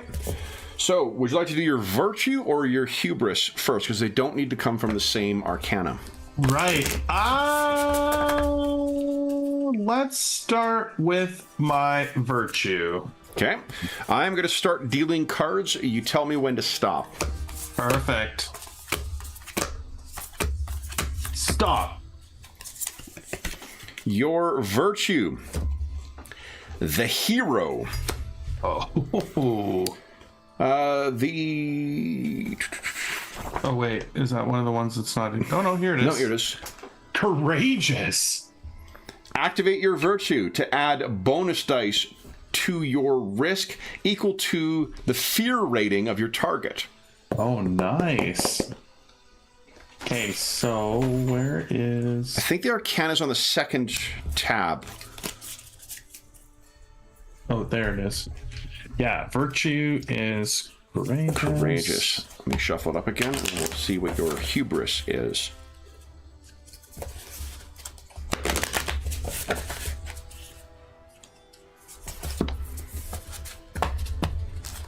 Okay, ready? I am ready. Here we go. And stop. Your hubris is the sun. Ooh, the sun. I am proud. You receive a hero point when your hero refuses to offer an offer of aid. For example, if a hero tries to spend a hero point to give you a bonus dice and you turn them down. Oh, wow. So remember, one of the things that it encourages, one of the ways the game encourages teamwork is if you give a hero point to someone else, they get 3 bonus dice. If you spend a hero point on yourself, you get 1. All right. How is Henri coming together? I just put my last advantage in. Nice. My skills are done. So what did you each take as your additional? I think I know what Thomas took, but what did Henri take? He took Sea Legs and Indomitable Will. And nice. Streetwise. Because Mom and Dad would not approve. Nice. While on board a ship, you can't treacherous footing never affects you. 1 bonus dice on any physical die. Well, see, nice. Down will, after another character attempts to intimidate, seduce, or otherwise goad you, spend a hero point to automatically resist. That is relying on true love. And Streetwise, spend a hero point to locate a fixer, an informant, information broker, black market, or other underworld figure. I love it. Okay. Then, what about you? Would you like to draw or select your Arcana, your Hubris, and your Virtue, or would you like to draw them randomly? Let's draw them randomly. Ah, look at that. All right. So we'll do the same thing. Let me quickly shuffle this up one more time, and I will tell you when I start dealing. You tell me when to stop. All right. You ready? And go. Stop. Okay. Oh, that one was down, so it's this one here. The hero. Oh. Isn't that what Jeff got? That's what Jeff got. Oh, it is the same one. You could put that as your hubris. Jeff had it as a virtue. Here's what the hubris for it is. Foolhardy. You receive a hero point when your brash, cocky, or reckless actions cause trouble for you and another hero. Oh, that sounds just way too good. Okay. There you go. So that is your hubris. Let me shuffle the deck and we can see what your virtue is. Okay, so that's my hubris. I'm foolhardy. Foolhardy, yeah. That's on page 158 of the core book. Yeah. And you tell me when you are ready, and I will start dealing. Okay, I'm ready. Okay, and here we go. One. Bam. Bam. Okay, I think I had that one. The Emperor is your... Oh, it's the last one. Commanding. Activate your virtue. The GM gives a hero point to all other heroes in this scene. Oh, wow. So that is pretty neat. Definitely the bigger your party, the more advantage that one offers. Yeah, definitely. Yeah, you guys got to show up on a Friday night because we're going to be playing this game, and it's really fun. All right. So then we have the Arcana done. I have justified a very old purchase of the Sortate deck, so thank you guys. All right. Then the next bit is stories. So stories are what you set up as... So here's something. This is something that actually changed between the start of between this and when Kitai came out. Let me take a look here. Let's see what Kitai changed as your final step. Here we go.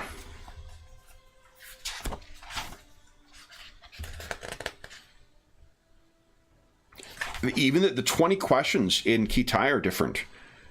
I can see all. Yeah. Interesting. Oh, that is very cool. So we got to try new characters just to see what the questions are. Well, and also, like, I really Kitaya looks fucking cool. Like there's some incredible. Yeah, it did look cool. That's the book I had open at first. Oh, at first, nice. Yeah. It is. It looks cool. Well, I loved Five Rings, since the first edition. So like, it scratches a lot of that itch, but then with a much more culturally diverse setting. It's not just ersatz Japan. It's Japan and China and Korea and Southeast Asia, South Asia, the steppes, Northern Asia. Very, very neat. Anyway, sorry, I got distracted by shiny stuff, guys. I was looking up character generation. Forgive me. I'm like, oh, this book's so pretty. I can't wait. Yeah. Ooh, things. Okay, here we go. So there's the Zodiac. No, story is. Here we go. So to start a story, just create a short name that acts as a conceptual reminder for what your hero wishes to accomplish.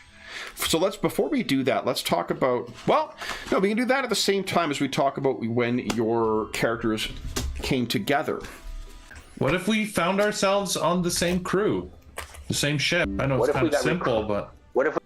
Because we both like to have some fun. Yeah, some captain came in. We were just happened to be at the same party. Yeah, no problem. The stream just dropped down to like a critical level of speed. Oh yeah, you kind of froze too, your camera to us. Let's see here. What is going on? Give me a second. I'm just going to check and see if there's something. Oh, it's getting back up now. Computer's doing stream seems to have picked up again. If you copy and paste from the PDF into your character sheet, Jeff, it's going to be all wonky. You got... you have to delete all the... Yeah, I know. Re-edit them? Okay, yeah. I've been doing the same. Yeah. Yeah, like the long ones, if you don't take out the spaces, yeah. I don't know what is... Hold on, I'm just going to... For those listening home, apologies for the black screen briefly.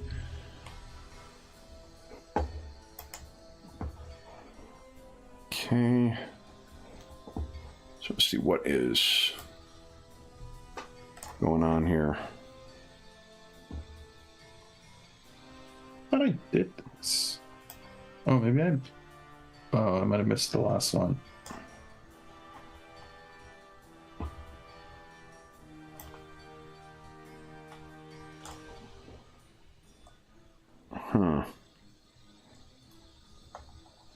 No, I can't see what's chewing up bandwidth here. Did I fix it? Yeah, there we go.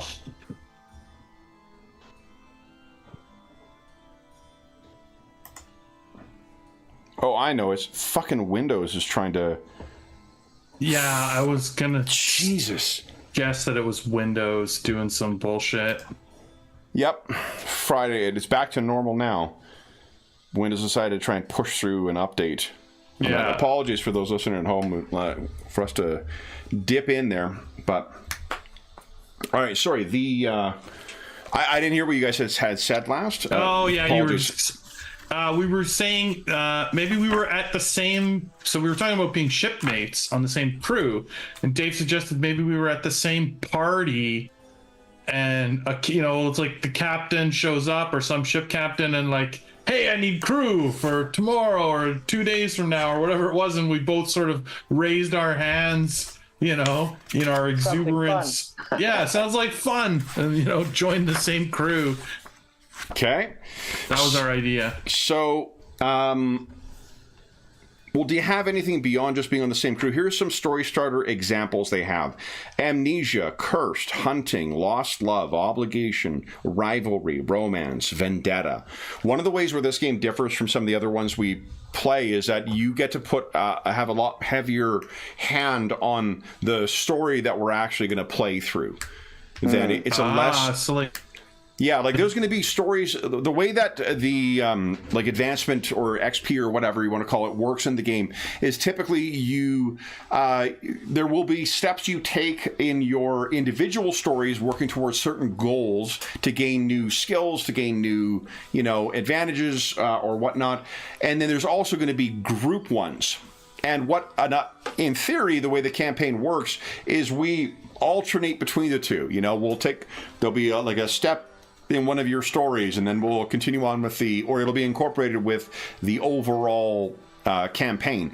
It's very much like a season, like at its best, it would be like a season of a television show that incorporates a bunch of subplots involving specific characters as well as the overall arc of the Right. So what you're saying is we have more influence on the way the story goes. So we should say, like, what was the pitch that this captain came into this party with that drew our attention? Like, is he looking for a lost love? Is he got a map to a buried treasure? That's someone else's motivation. What's your story? Because you guys don't have to have the same thing. Oh, I see. Yeah. I thought you said, how do we know each other? Like, how are we connected? That's true. So the way that you guys know each other maybe initially was that you were on the same ship together. But what do you think as we first pick up these characters? Like, what would be the thing that each of these characters is? What's the story that you would want to see play out for them? And that'll be separate. Because these are personal things for each of your individual characters, separate from... I see. Our stories aren't necessarily connected. Exactly, because there's going to be an overarching one as well. The examples, and you don't need to put any further thought into than just like general ideas at this point. Okay. But again, examples they have are like amnesia, cursed, hunting, lost love, obligation, rivalry, romance, vendetta. Right.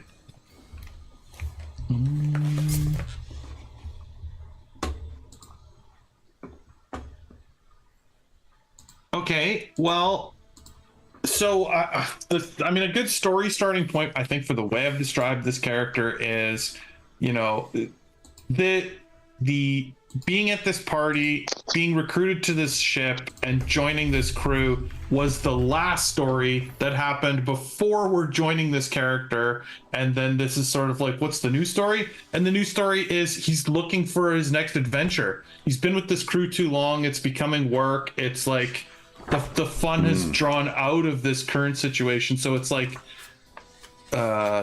looking for adventure, like looking for the next adventure, I guess, is sort of the... Okay. So like, what would the starter be? Would be like... What about a rivalry, Jeff? Yeah, because that also... Yeah, the problem with that is just it also kind of sets you up to get away from Henri then. Unless Henri is going along with that too then. Like Right. Waiting for adventure to happen or to things, that means that like we're assuming you're going to go along with whatever the major story is, but is there not anything specifically you want to see just Thomas go through? Right. Think of what the things we talked about during the 20 questions. Right. The things that he valued, what if, for instance, what if you found lost or left for you that has changed hands 16 times across 20 different ports. There is a single note that is being preserved in some kind of alcohol, and what it simply says is help, and the only name that's on it is that of your uncle. Yeah, I was just gonna say, as soon as you started that, I was saying, like, yeah, what if it was some kind of a note from my uncle that he's holding on to? We don't even need to know where that's going to take you. We don't need to know whatever thing is. Just you get this thing. Someone is going to buy you a drink. You and Henri are sitting around at a bar. You're talking and whatnot too. Someone comes up and places the thing down, and you're like, you go to reach for it. They grab your hand, and then you see the note drift around in the alcohol, and it has your uncle's name and the simple, cry for help. And maybe there's a map on the back. Right. But it's a cove, and it has an X mark somewhere, and there's specific things that don't make sense to you. So perhaps that's a thing you need to figure out. This is the thing that prompted you into your next adventure. Mm-hmm. Yeah, I like that. I like that he's a mystery note from his uncle. Okay. And what about Henri? I was looking at his psychology in the. I don't know. I think I'm looking at some of these, and I'm feeling like there's a rivalry somewhere. That maybe another ship that we went on an adventure and another ship beat us to the prize, and he needs to, he wasn't able to prove himself, so it making him feel less. So he's got to find a way to best these guys. And can I make, just because of the confidence issue that you've built up with this character, may I make a suggestion? Sure. What about a Dark Mirror type character who is everything that you want to be, and at least at a perception, it's another like brave and well-written poet and whatnot, like very much someone cut from your same cloth, but you may judge yourself poorly in comparison to them, and you've got this evidence of them beating you there. Yeah, and he gets the ladies. To add a little bit of flair to it, perhaps he is from Castile as well, rather than Montaigne. So yes, he also is a devout Vaticine follower, or at least maybe knows it well enough. I'm feeling like Shakespeare in love all of a sudden. I'm not good enough. I like better. Marlowe. Yeah, Marlowe. He's the Marlowe to my Shakespeare. Oh, I love it. Okay, there you go. All right, so that gives you your two individual things, and it sounds like, what is? So let me ask you this: what we typically do for the story when we're fleshing it out in more detail. I think I have some ideas for what Thomas's might be for the steps that he would take to resolve the story. What does Henri want to do about this rivalry? Is he leaving the ship so that he can pursue this? Is he? Is there something else he's trying to learn more about the rival in order to be able to confound him? Did they take something and you want to get it back from the rival? I heard he has a notebook. And his notebook would have poetry in there that I could learn what he's doing and figure out who he's inspired by. Okay. Does he have a muse? He has a muse. He must have a muse. It is definitely a stereotype in the 7th Sea setting, but 7th Sea is also kind of all about our stereotypes / archetypes. Perhaps his muse, maybe he's got a Vodace Fate Witch who has inspired him. What the Fate Witches do is quite literally pull the strings of fate and tie knots and untie knots. And they suffer injuries from backlash when they are clipping them or they are altering them in the form of actual fucking cuts on their body for when the lashes break and cut up against them. But it gives them an enormous amount of control over fortune. Now, Kevin, if we wanted to tie the two stories together a little bit, the note that I caught this glimpse of could be in the possession of Henri's rival. If we just saw it at some point and I don't actually have the map and we want it. What if one of the markings on the map, so maybe you guys were drowning your sorrows when this came to you. Right. And as it drifts around, you see there is a marking on the map. And Henri is like, Henri's up and facing, you're like, my uncle. And he comes back and sees this thing drifting in there and is like, that marking is on the outside of his composition note. His book with the composition has that marking on it. Why is that on there? And where is this thing from? This may be why, you guys may have had some time together before, but this may be the inciting event that drives you guys to go and try and do something. Right. Yeah, that's the bond right there. Okay. Yeah. So then, why don't we say, and there is some, now the ship you served on, were you pirates, freebooters, or otherwise just regular sailors?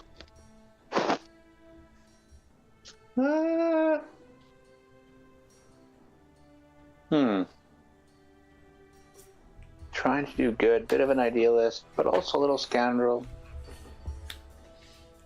I mean, I'm leaning pirate, just that it's more,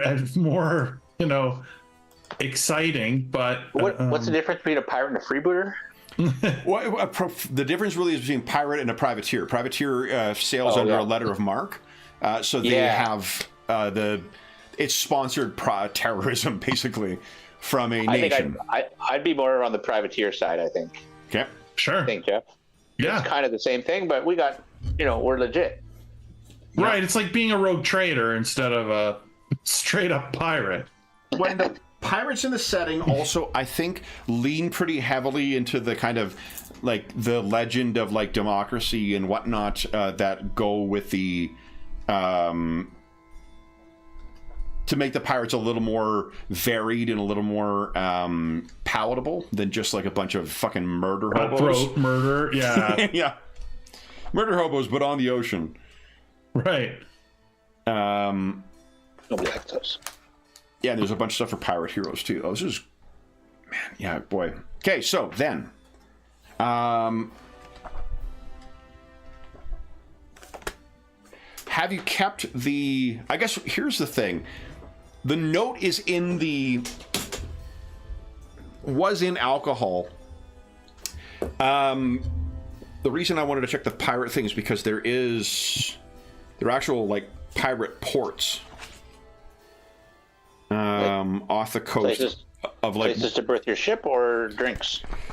No, it's actual like there are full on like Tortuga style places where you can go and like live. That's why I'm wondering if that perhaps is where all this came together. If you were freebooters, you would have been across the ocean. And incidentally, this is, check this out. There's the New World sourcebook.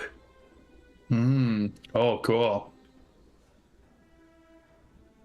Yeah, they do a really great job of kind of swashbuckling up all the different, a more varied and kind of diverse world for you to travel. So you really can be sailing all over the seven seas, as it were, and the eighth sea even, which I believe is a desert.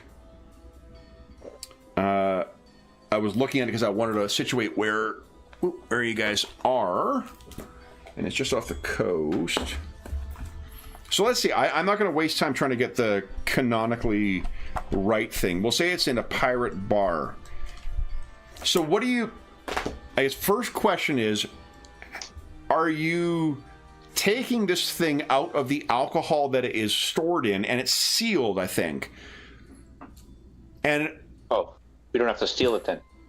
No, like I think whoever delivered this... Any thoughts, Thomas? I think probably it's like a friend, again, it's 16 sets of hands across, 24 different ports before this thing has come to reach you. Yeah, do you think it's maybe it's like someone who like recognized the last name, Yeah. What is your last name? I don't know if they give suggestions in it, but there is a... hold on, they do, actually. At least for some of the things. I'm taking a look for Avalon. They do for the Highlanders. Let me take a gander here. I was going to imagine that it was something on the unique side because... that someone would notice it and be, Yeah. Right? Like, it wouldn't be as common of a name. So, like, something a little off the common path. So the...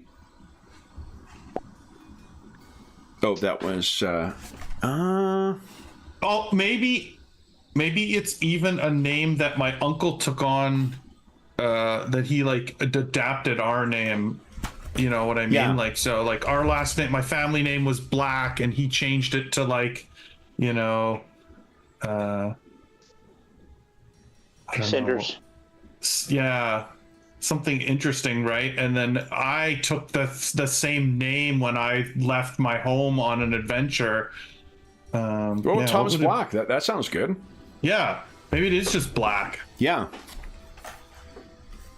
Okay. And, so, So that's Thomas Black. What about Henri? I know he doesn't have a good connection with his family, but does he... I imagine he has a name. Let me see if and actually, let me take a look at the Nations of Thea, because I'll bet you they give you more options or more insight into that in there. So, Gentry. But in answer to your question would be that yes, I would try to remove the note from the alcohol. Ooh, okay. So the proper names of nobility are preceded by a title, then the first name and surname, followed by the word day and the province they govern. So it might not be something I want to advertise, though. That's just it. Well, no, but it'd be good to know who you are, though, because there will be likely who would know. Right. And if I ever try to pull on... So they give an example of, like, High Cardinal Michel Jean-Claude de Say de Myriel Sarnet as one example. And is there... Let me take a look at... Nations of Thea 1, because they have a more detailed map of Montaigne in there. Not much more, it seems. And you said you're minor family, right? I mean, to be honest, you could, if you like, just go to that name generator site and just, French name generation, and just keep clicking it until something, seems appropriate.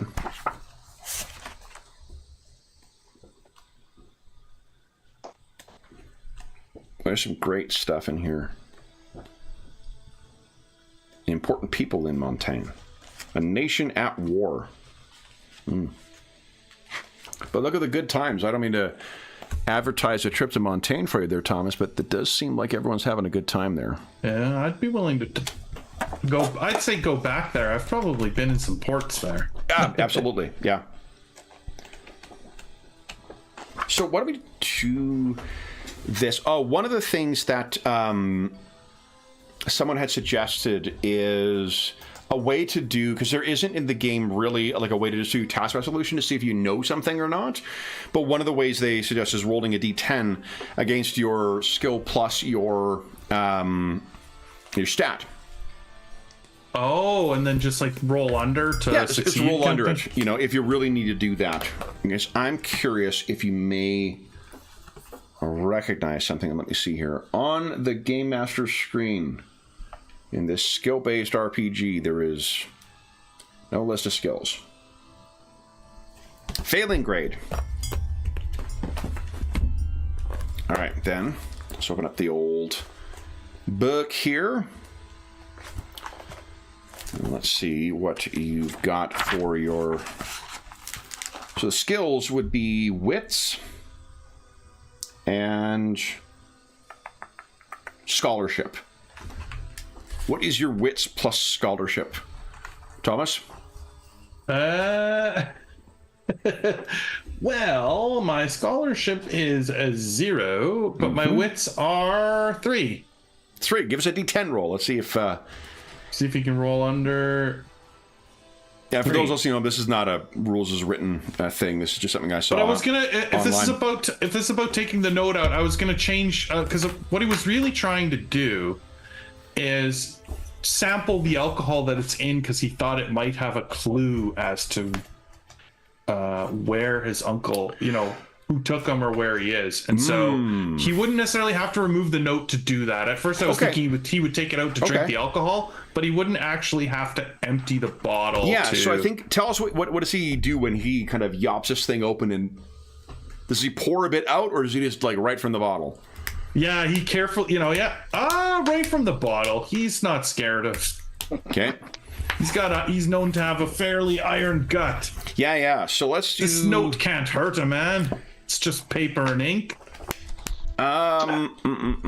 Soaked in pure whiskey. Yeah. That just makes it good. So what does... Hold on here. So let's talk about the rules. I'm going to grab the Kitai book because it has the updated versions. Also, I love the pretty pictures, so I'll take any excuse to flip through this sucker. Henri Lebeau. Henri Lebeau, I love it. Okay. And he does not reference his noble title, I take it, or his domain. I'm looking at the map now to see if there can... Because you're a minor, I imagine you describe your family as being a minor noble family. It's probably not one that shows up on the map, so you can feel free to pick whatever whatever French or whatever smaller French-speaking nation that you want. Something that sounds cool to you with the day in front of it, DE in front of it. Okay. And action and drama here. That's what I was looking for. So let's see if we can make this slugging. I think you've got don't you have what is your talent or your advantage about boozing? I don't feel the effects of alcohol. I don't know. Can you click on it? Maybe just the wording of it. Yeah, let's see what it says. Because if you got that, I'm not going to bother. So this. Okay. So you but he also has this, which is kind of fits with it too. Fits the paper making some. So you slug this stuff back, and boy, it's nasty. But unfortunately, it is a kind of nasty that you are with which you are unfamiliar. It's not sure what this is from, and you kind of look at it and you're beginning to think that this is probably not something that was intended to be consumed, and more likely something that it was intended to what do you call it?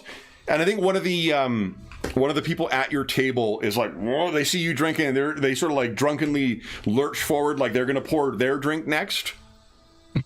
Do you let them, or do you? No. I think I would pull it back, and that's not for drinking. It's gone off. This guy is a rough-looking sailor from Ison. Bald, not missing an eye, but enough scar tissue around it to make you think that he probably can't see terribly well out of that one eye. Yeah. But he looks at you and says, "Oh, that's how it is. You're told to buy drinks, and now no sharing with the table. Meet the tish." Look, this one is no good. You don't want to drink this one. I'm helping you. You drank it. Let us be the judge. And you can hear... And I barely didn't spit it out. There's one or two guys behind who are like, yes, let him be the judge. And it does seem as if the GM is looking for an excuse to test out the... Yeah. The bar fight. Yeah. Yeah. I think that he... I think I'll try to be a little bit aggressive, and I'll hit the table. I'll say, "This bottle's mine." This bottle is ours, they say, and there are, let's say there are two groups of 5 guys who seem to have been itching to have a fight with you. Did you guys load images for your characters yet, or not? Oh no, I didn't find one yet. Here, let me. Is there anything here? Oh, maybe that looks. It's like Christmas shopping for characters. Yeah, I had a bunch of. These are the things I had loaded last time, so I don't know if any of these guys would necessarily. There's a lot of them are very specific, and I'll move some of the ones that make some of them a little bigger so you can more easily see. Look, I think this guy that's got his fist clenched there, imagine that guy, but a little more rotund. He's a little round in that picture, but stretch it wider. Yeah, just imagine him a little that dude. Okay, here, let me just drop. Yeah, the one you just moved. Okay, yeah. Here, I'll drop him onto. I think that one's pretty good for now. Character. Tomas. And maybe maybe that is how he sees himself. This is aspirational. Yeah, it's the size he was when he first set sail before he put on all the extra. Yeah. Oh, weight, there's this one as well too. So I don't think it necessarily fits for either. Well, maybe for Dave's character, I really don't know. But there was another one that I had loaded before, and here we go. The guy with the musket against his head, does he have a mustache? Let me make him bigger.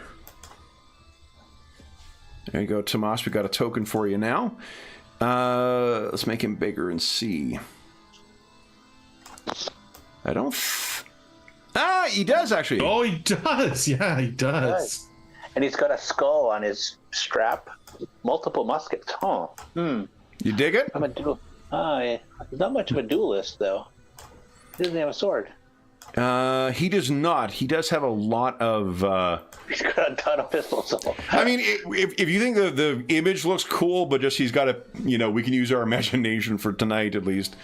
Well, the other guy that you said, well, maybe this doesn't fit anybody's character, where he's like shooting with the red cape blowing. Yeah. He's got a sword hanging from his belt. He also has a pretty great mustache as well.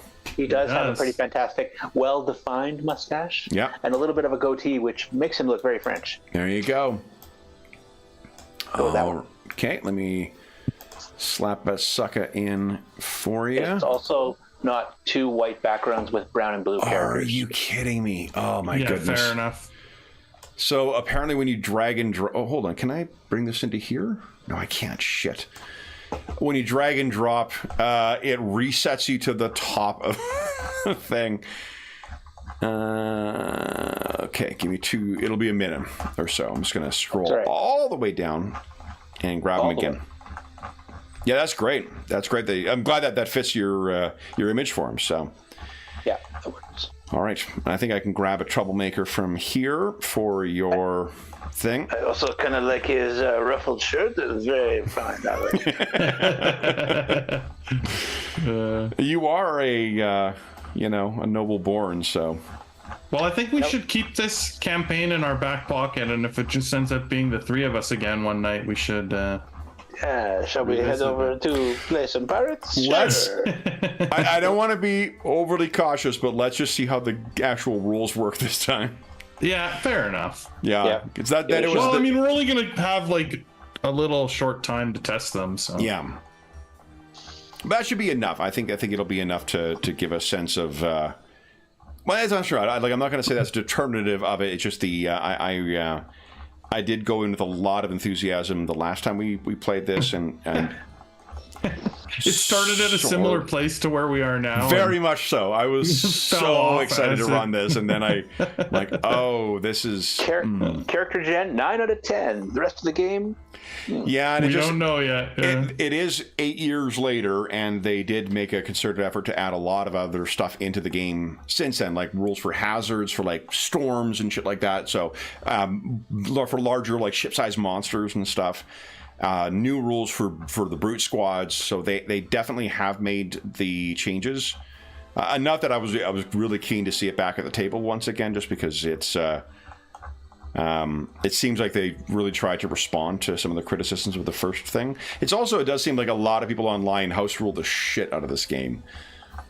So we can kind of make this fit whatever is appropriate for our table. I think I can see how they quickly get attached to the characters they've made, and then they want to do what they can to make the game rules work and play it, right? I'm so glad to hear you guys enjoy the characters too. That's Oh yeah. 100%. And we've house ruled a lot of systems, so it's not absolutely, yeah. What game do we not have a house rule sheet for? Pathfinder 2. Damn it, Kev! Now we got to go play some PF2. Now PF2 is just the only game that we don't actually have any go-to house rules.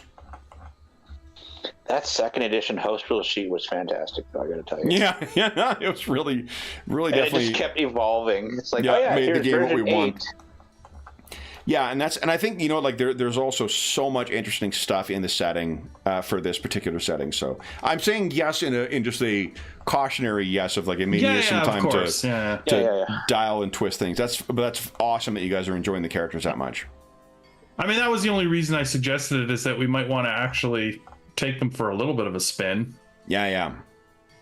Here we go. Whoops. This is the one. Here we go. Monsieur Le Beau de la Rivière. Plus, what happened to my uncle? Well, that was great stuff. And it's just like that again. Like we've played so many different games that are more story oriented now that I feel like I am equipped at least to tackle this particular game. And what I don't want to do though is I don't want to end up like feeling that I didn't like it because I got the game rules wrong, right? So I made a story character name whose last name was, or who was de la Riviere, and I just realized now when I was searching for La Riviere, I'm like, damn it, that's a town in Manitoba. It is. That's okay. Our Iron Kingdoms campaign that we were talking about earlier, almost all of the towns in that are all small towns in Alberta. There's a lot of coal mining in southern Alberta, so it just so happened that coal-rich place, it was very easy to find a lot of cool names for coal towns. All right, guys, so this is... Oh, you know what? And I think... So there we go. There are Henri Lebeau de la Rivière and Thomas Black. Nice. The French guy just keeps talking when he's asking who he is. All right, let me grab your characters. I think I can get us a more appropriate setting. I believe I have a Esquire taverna here. Let's see, tavern. What's the penalty for calling yourself an esquire when your family is only a gentil? Ooh, I do not know what... I know esquire is the reference if you are a lawyer in Commonwealth countries. Oh. Yeah. Well, in French nobility, it's the second from the bottom after gentilhomme. Ah. Yes. So here we go, guys. Let me bring you over to... Petty nobility, not even real nobility. Here we go. Oh, yeah. This looks right. All right, so here we go. So, effectively, let's see here. These guys are gonna... It will be... Oh, I need to get my... Brutes... Faire my brute squads here. Now, I don't know what... It is... I think I'll give you a... Why don't we try this? I'm going to give you a bar that everyone will see. Your red bar. And when you roll your raises, you can keep track of your raises there. One of the reasons I think it'll be good to have that on there is because raises are also sort of the order of acting. Whoever has the highest number of raises gets to go first. Oh, that makes sense. So that way, and I said that at a cap of 10 if we need to make more or if we need to reduce it so it doesn't look like you've got a giant empty space. We'll make those adjustments as needs be. But let's find... Oh, you know who we got a call on, guys? Hold on. Ghostbusters. We got a call on Old Reliable. Oh, man. We fought this guy so many times. Yeah. He might as well be a clone trooper. Yeah, he is my what do you call it? He is a clone trooper. My yeah, I'm trying to think of what I would say Udo Kier, but I don't think Udo Kier appears in every one of what's his name's films. Herzog's films. Okay, so there'll be 2 groups of them, and each of them has 5. That's going to get challenging, guys. We're going to make it 8. Okay, and you can see the bar, but not the number. Is that right? Yeah. Okay, so there we go. It seems that this Ison has more... No, actually, let me also set one more thing. They are going to be... Ooh. Oh, hold on. There's one thing I forgot. Is danger points and hero points. Hero points is something that is, I think, on your character sheet and probably something you want to track on your token. Hubris... Where is it here? Oh, that's probably this big thing in the top of the sheet. The big, huge number token looking thing. Let me see here. Whose token is this? Wounds, traumatic wounds. Did yours just change to 3? Thomas? No. That's the one that... Let's see here. Hero up, hero down. That is not right. Does not seem I can sync your hero points to... Link it. Wait. What's this? Oh, what now? I didn't see it move. Okay. Yeah, I don't know. It's still at 2. Like, if I do that, it doesn't do anything. No. Oh, okay. No, not on my side. Yeah. Yeah, No, so I guess I do not believe... I wonder... Yeah, I could probably do wounds on here, but I don't want to... You know what? I'm just going to set it to nothing. You can keep track of that stuff yourself, guys. So, here we go. Sure. Hero points. We got half an hour to try and beat the living... I mean, for you guys to triumph against these drunken... Yeah, we're going to explore the wonders of this gaming system. Ice and thugs. All right, so hero points. You are starting off with 177. That's a lot. Kev, this game is amazing. Yeah. This game is so good. I've We never should have started with so taken many heroes. more hero points advantages.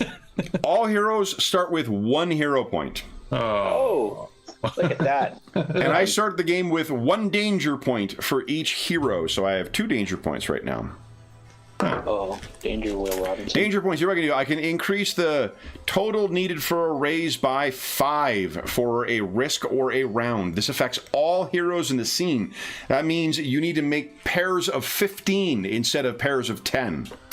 Oh, wow. I can add 2 to any villain's dice pool. I can activate a brute squad special ability.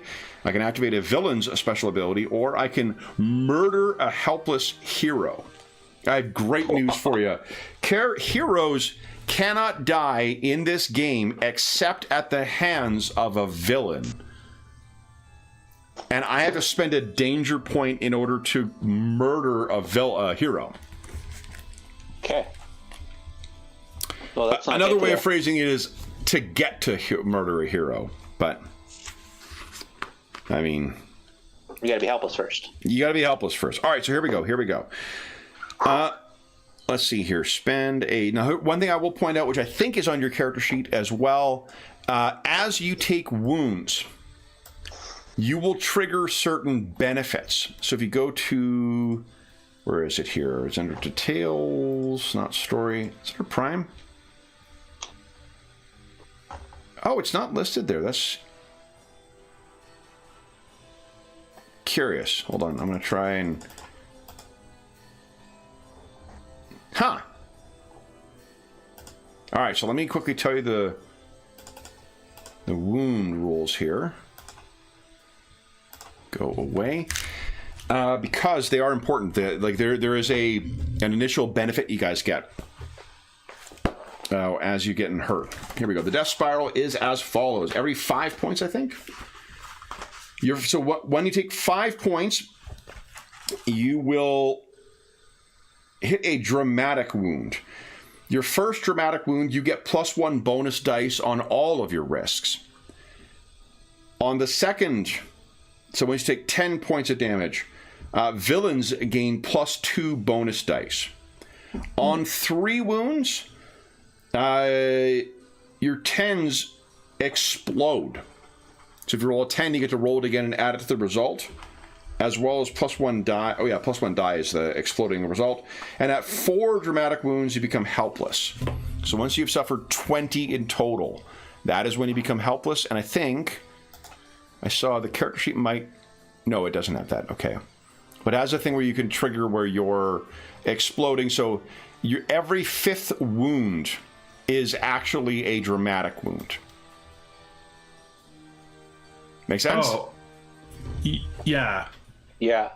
If you go to page 305, it's like a mini character sheet, and they actually show you a death spiral. Oh, perfect. Yeah, I don't know why they didn't incorporate... The sheet is really nice in a lot of ways. Yeah, the sheet is really nice in a lot of ways. I don't know why they didn't put the death spiral on here, but...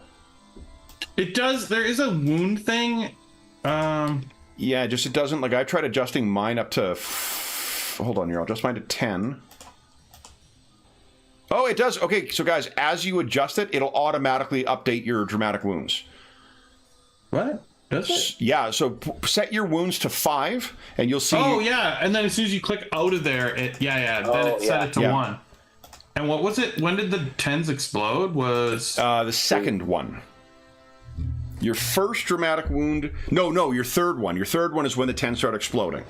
First one is plus So if 1 you were at dice. 15, Second one right? is villains get plus Yeah. 2. Third one, you get exploding 10s. And on the fourth, you're helpless. right. And then you better hope that I don't have any danger. If I roll points. this just for fun, Oh, yeah, why don't you... make the 10s. Why don't you try and wound us now? So there you go. So if you're trying to make 10s out of that, how many raises can you get? So you're adding dice that total at least 10. Is that correct? Correct, yeah. So, right, you can make 3. Exactly. Yeah. Yep, exactly. So then, and then just as an example, I can't remember, I think Henri has an ability that allows you to, if he spends a hero point, it allows you to count anything equal to your skill or less as a 10. So if he had activated that, you've got 3 in whatever you rolled there. Notice. You rolled notice. So Yeah, I was just making a roll to see if the 10s would explode. what that would mean is that 1 would become a 10. Unfortunately, it wouldn't affect the number of 10s you rolled. Right. Now, here's the other thing. If you have leftover dice, I believe I can give you a hero point and take a danger point. That is the way that the dice mechanic works. Let's see here.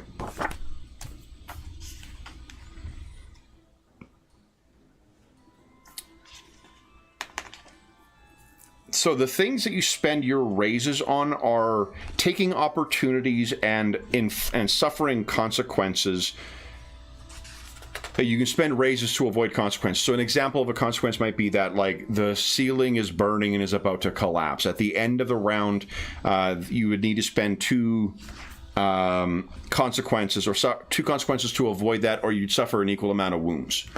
So what you could do is spend 2 of your raises and describe how whatever makes sense with your approach as to how you were going to get around that. Right.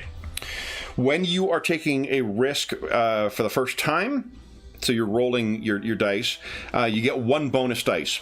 And then if you do something different, each time you try a unique approach, a different combination of trait and skill that you have not used in this scene, you get 1 bonus dice automatically. So it encourages you to shake things up.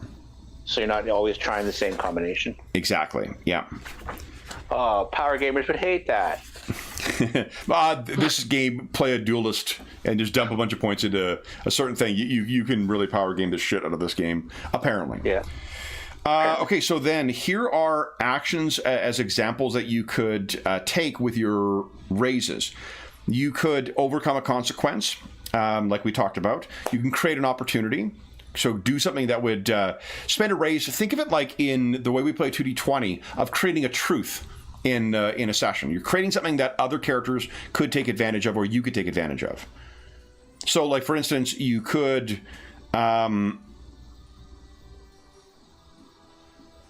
spend a raise to increase the opportunity for you to do something, or for some of your one of your allies to do something. Right. You could activate an opportunity. So create an opportunity, activate an opportunity. Cause wounds. Spend a raise to inflict a wound. Or if you're a duelist, you can take advantage of the maneuvers.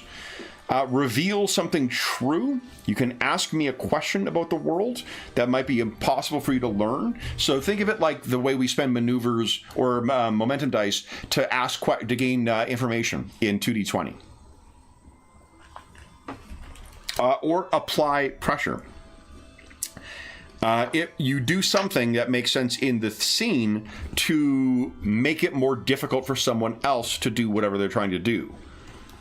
So that would allow you to make, like, say, Thomas, you're not a great combatant necessarily. Let's say you want to keep these guys at bay. You might spend a raise to, like, throw the table at them, right? And what that'll do is it's going to apply pressure on them. They can't just spend 1 raise to do damage to you. They have to spend 2 raises. Right. That makes sense? Yeah. Okay. Now, as far as the pairing raises, I was just trying to find that once again. I think I'm doing that or describing that thing correctly. Of the leftovers going to me. Let me see. Well, like if we have a dice we don't use to make a 10? Yeah, if there's a leftover dice, then I think that's what I get to. I can give you a hero point, and I can get a danger point. I'm really trying not to sound like Archer saying danger point as well.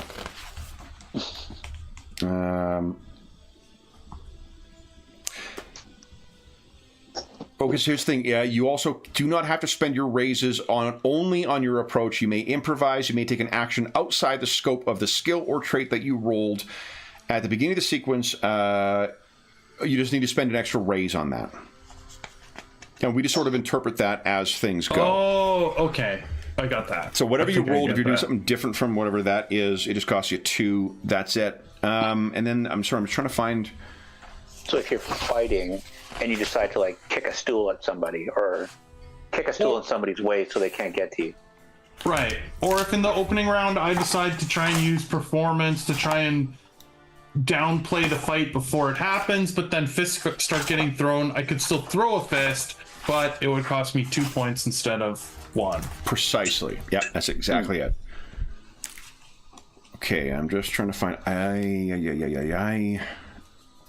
Basically, if you try to take a strategy that doesn't make sense as the round plays out, you can adapt, but it's costly. Exactly, it just costs you... And it's not so bad, like it's just 2 points, 2 raises instead of the 1. Okay. And sorry, just to be clear, every round we can choose to roll, and then that gives you how many raises you have. We go around using up all our raises. Once they're all gone, there's another round. Yes. And then chooses, that second round, if you change up what you're doing, you'll get extra dice. Flair, you'll get the extra dice for when you roll it. Yeah. Right. So there is advantage to me doing something like attempting to talk them down the first round and then switching to brawling the second round. Yeah, and you're this is where you're... Okay, so if you act here... Before I forget... Ooh. Yeah, unused dice. There it is. Okay, so here's how hero points work, just so we're familiar. You gain hero points when you activate your flaw. When you activate one of your quirks. And when I buy unused dice. When you roll a risk, any dice that are unused to create raises can be purchased by me. I can buy any number of unused dice, giving you a corresponding number of hero points, and I get the same amount of danger points. Using hero points, add 3 dice to another hero's risk, add 1 dice to your own, cause all 10s on your risk to explode, activate magic or an advantage. And then for... Ooh... There's also an interesting mechanic here of peril. The bigger my danger pool gets, the cooler my NPCs act. At 10 danger points, all non-hero dice pools gain 2 rerolls. At 15 danger points, all heroes suffer double wounds from brute squad effects. At 20 danger points, all non-hero dice pools have 10s that explode for free. Wow. This game's amazing, guys. I take it back. My concerns are completely alleviated. So that's it. Okay, so let's quickly have a scrap with a group of Ison. So they each have 5, so I'm rolling... Oh, no, they each have 8, actually. So I am rolling... first thing we do is you decide on what approach you wish to take. And I was going to say that brute squads have a number of different special abilities they can have. And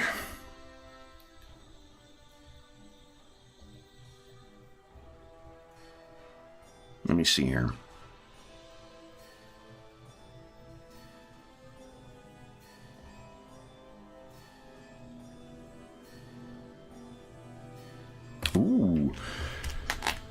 Okay, I've got a trait for these brute squads. Here's what we're gonna do. I'm gonna roll my dice in chat as well, so we'll all see what I'm working with. We each roll. So decide on what approach you want to take, guys. Remember, because of your flair, you're gonna get +1 dice on this, and then go ahead and roll, and you can tell us what approach. And then once you've got your raises, enter them into your red bar. Okay. Let me see here. There's me and me. All right, what do I got here? 1, 2. Okay.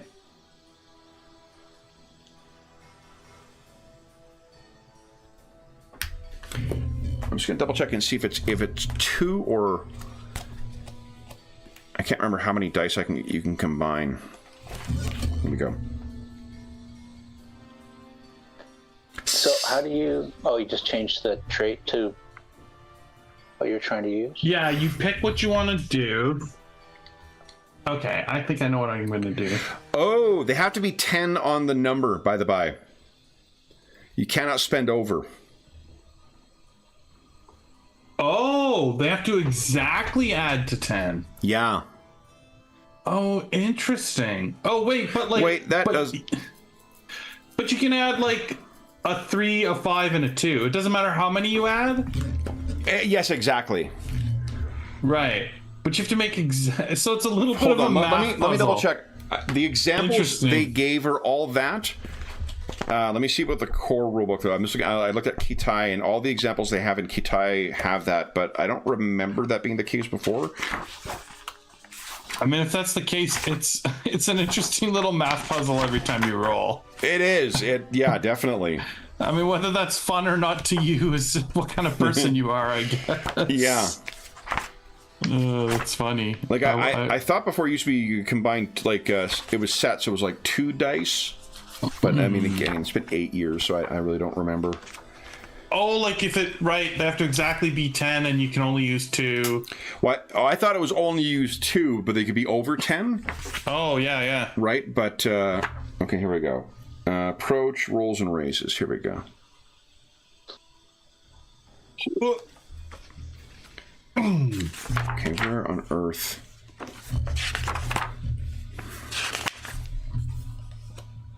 Okay, here we go. Each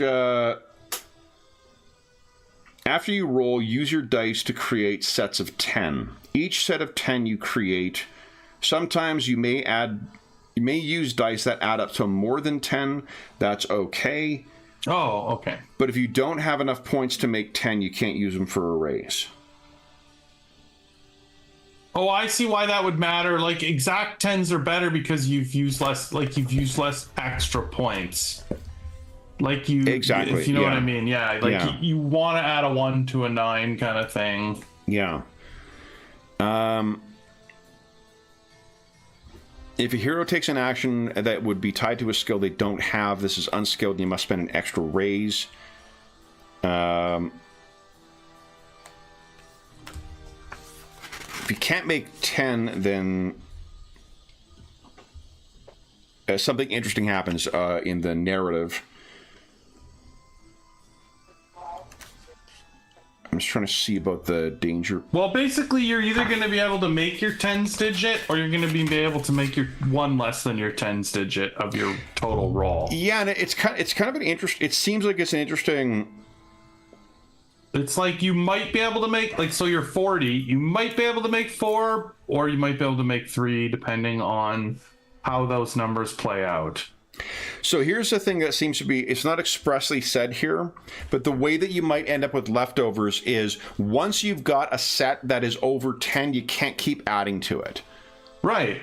Well, for example, your one where you rolled exactly 40, you can only make 3 10s. Yeah. 1, 2, 3. I can make 3 10s, I think. Yeah, and then you have, because you're 1 and your 9, your 3 and your 7, and then either your 5 and your 6, or your 5 and your 7, or your 7 and your 6, and then you have a 5 and a 2, let's say, left over. Yeah. So you So can that have doesn't. Yeah. you can have the set go over 10, but you can't then add on to it. That's what I wanted to look up, is whether like if you wanted to starve you would be starving yourself of hero points too, but if you wanted to starve the GM of the of danger points, I wanted to know whether you could just add like, okay, so my set leaves me up to 12. I'm also going to add a 6 in there to make it 18 just to get that dice off the table. You can't do that. Right. Once you can't do that. Once you hit 10, you're done. Or exceed 10. So I got 3 raises for one of my... I should probably put a thing on for my guys too, because I am for sure going to forget. Is there a penalty on this roll? No, you get a +1 for your flair. So what did you input, Jeff, for penalty? You hit 0 and submit, and then is there a bonus page after? Oh, yeah, bonus. Okay. Okay, and this is... yeah. 1, 2, 3. All right, they both got 3. Huh. Right. Okay, and I'm attempting to use... I'm going to use performance and panache, and I'm trying to either stop the fight, but if I see that is like an inevitability, I'm at least trying to like use it to maneuver myself and Henri into a better position. Roll your approach, and then you'll talk about your actions. Yeah. Okay. Yeah, I know. You don't have to justify it ahead of time, because what'll happen is that whatever you try and do will be dictated by whatever, like the cost of each of those things will be dictated by whatever your approach was. So we get one bonus. One bonus. Yeah, and then I get 1 because of my virtuoso. And just for in the event, anyone in the original game, it was flair was 2 bonus dice. They change it to 1 in Kitai. So then make your pairing, guys, and put in your red bar. What is how many raises you got? Right. Okay. Okay, so that's what I'm trying to figure out. So I think you only got 1, Henri. 1, right? Yeah. Because 7 and 6 is... Yeah. 10, Unless, do you have anything that permits rerolls? So, Some of you guys will have abilities or advantages that will allow that.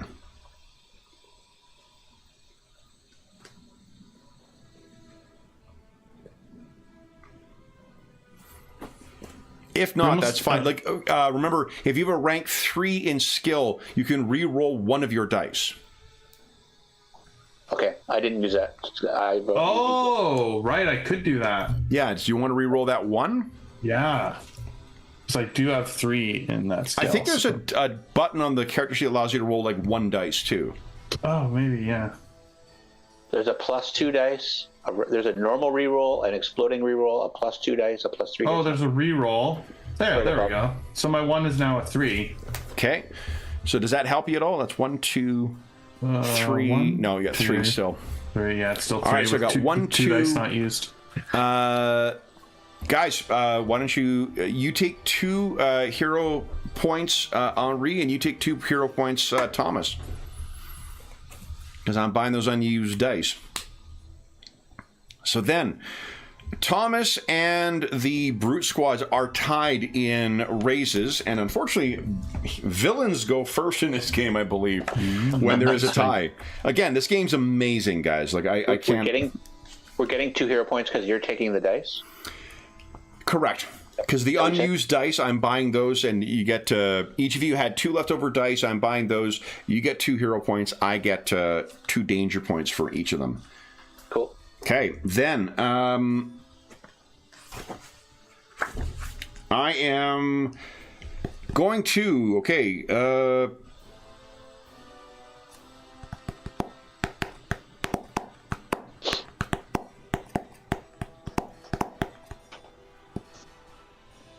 Okay, so here's what brutes can do. I am going to create a consequence. One group is lurching to you, Thomas, and is going to try and cause wounds equal to their strength. So it'll cause 8 wounds on you. On Henri, we're going to do the exact same thing. Now, it is a consequence. which means you can spend a raise to overcome it. Oh. So you can spend a raise to stop them from wounding you, essentially. Exactly, but the way it works, I spend a raise, then you spend a raise. So I have spent one raise of each of mine. And then, Thomas, you're up next. Okay. You can also spend a raise. So then I only have 2 left if I stop the 8 wounds. Exactly. Yeah. Okay, got it. So they lurch towards you, and you just got to give, in keeping with your approach that you did to perform, if you got something that you might do to try and... Right. It's just a bottle of whiskey, you know, that kind of thing, right? Like, yeah, it's not worth losing your teeth. And I'll, say something like that. See, in which case, that's an intimidate risk, because that would cost you 2 raises to prevent it. Right. So, what do you think, Thomas? What's the effect of it? If it succeeds, or what does it do? If they hit you, if you... so right now, there is a consequence coming at you that you take 8 wounds. Oh, I see. Right, you have to say what you're... Okay, I see, I get it. Yeah, so if you're spending 2 raises because it's a different approach, to try and, prevent them or whatever else, then you can... you just negate it. You tell us what happens in the scene, and then we go to Henri. Okay, I get it. Yeah, okay, sure, that makes sense. He's trying to intimidate them at this point. Okay, so what does he say? Yeah, just exactly that. It's just, it's just a bottle of whiskey. It's not worth losing your teeth over. Okay, so you have managed to talk them down for the second. Henri, you want to spend a raise? So right now you're taking 8 points of damage. As a duelist, you have a couple of options here, and I will load an image because I've got on the GM screen. I've got all the maneuvers in one nice little thing, but one of those is parry. Parrying prevents a number of wounds equal to your ranks in weaponry. You can only activate parry on your action and immediately following the maneuver that caused you wounds. You also have riposte, which is prevent a number of wounds and deal a number of wounds equal to your ranks in weaponry. You can only perform riposte on your action immediately following it, and you can only do it once per round. So riposte is only once per round, but that would mean you would take 5 wounds because you'd only be preventing. I think you got weaponry 3, right? Yeah. Right. And it would cost you 2 raises to do that because I think your approach was intimidate. So what you could do instead, if you just want to negate the damage and not worry about anything, is they are going to what do you call it? So if I just stick with intimidate, it's just 1 raise. I would say 1 raise would be enough to prevent the Yeah. So what happens here? He's like, "You don't want a piece of this." Okay. I think with a French accent, so do it as if it's Mad Dog Vachon. Yeah. So he does the big pose. He jumps up, his mustache, twitching with tension. All right, so then it's back to them. Thomas. This group, I'm spending a raise to grab the whiskey bottle. And they are going to raise off. So the consequence is they are making off with your uncle's map. Right. Okay. The other, Henri, they briefly look at one another and then charge in on you. They are going to try... the consequence will be them attacking you once again. They've got their nerve. Okay. Thomas, you're up. What would you like to do? I'm going to... Oh, let's see. If I do... I can't do anything that isn't performance. So, what I'm going to say is Can I make... You might be thinking along these lines. Remember, you can create an opportunity for Henri. Oh, right. So, for instance, Henri has 1 left right now. Right. Henri does have these guys coming in, so I mean, he may just, have to try and avoid it. But if, for instance, you wanted to, help him out, maybe your boot kicks his sword, so he has it in his hand, and is ready to spend the 2 because he would be doing something different than intimidate, but he could spend 2 to take the hit from them and then respond in kind. Okay, I see. Yeah. Why don't I assist him? Because So here's an interesting trade-off that you could do, Henri, just as an example of the system. Lunge is you spend all of your raises. You deal a number of wounds equal to your ranks in weaponry plus the raises you spend. These wounds cannot be avoided or prevented. So you may take a hit from them, but you may, and here's the thing, each wound you inflict on them reduces their strength. So the number of dice I'm rolling and the amount of damage they do, it goes down. Your weaponry is a 3. Yeah. You would be spending 1. You have to spend 1 extra, but it's the number of raises you spend. That would be 5 points of damage you would do. You'd reduce that brute squad from 8 down to 3. Huh. Okay. So how do I do that? So first you need 1 more raise. Because you don't have, right now, you don't have enough to be able to do that because you need to do something. It's changing, it's doing something different. From intimidating. Correct. I'm not intimidating, but right? What Tomas could do is spend his point, give you an opportunity, which will reduce it by 1 raise. Right. Does that make sense, what we're doing? Or what I'm suggesting? Yeah. He's basically spending his raise to give it to Henri. Exactly. By, like you said, I'm imagining he's sort of saying something distracting as well, like your mates are leaving, something like that, Okay. like get their attention, right? Sure. Yeah. Which sort of gives them that opening. Okay.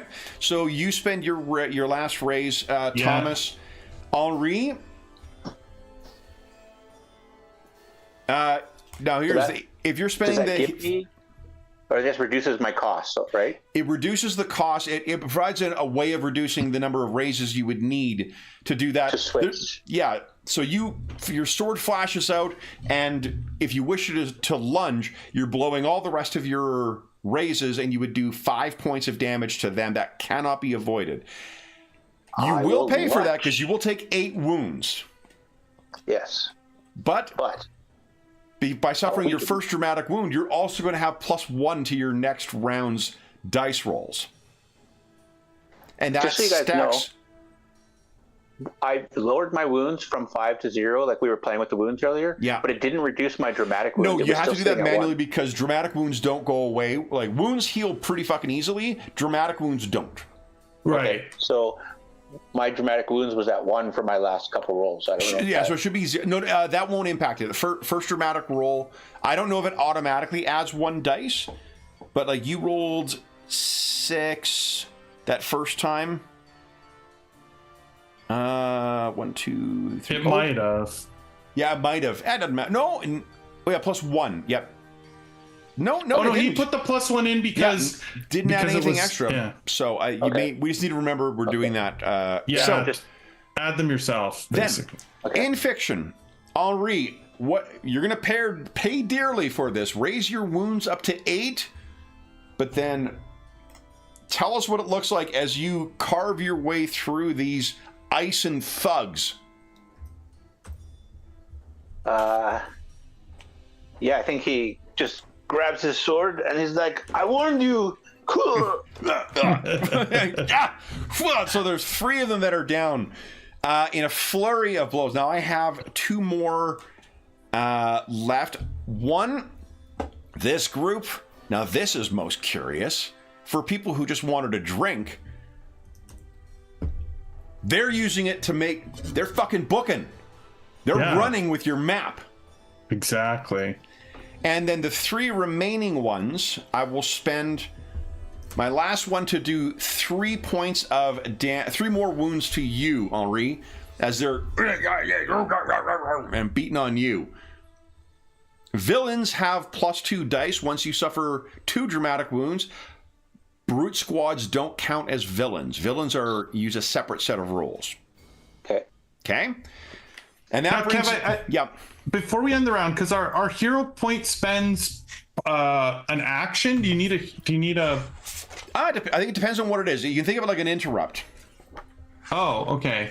But I was just curious, like we can use them to affect the story. Was that correct? Nope. You can use them to. Oh, okay. Nope. No, it's Like not. affect the scene? No. In specific mechanical ways. Oh, okay. Yeah. It's not like fate points or some of the other narrative meta currency that we. Okay, I just want to be with. clear on that. Yeah. Yeah. What is it? I was just trying to read it, and it's really hard to read in the little box. So. Oh, sure enough. Yeah. Well, and also I think that doesn't include the actual maneuver, the Valru Cross. That's under your yeah, it's under my advantages, right? Does it? So, as an example of hero point spends, let me double check that, Jeff.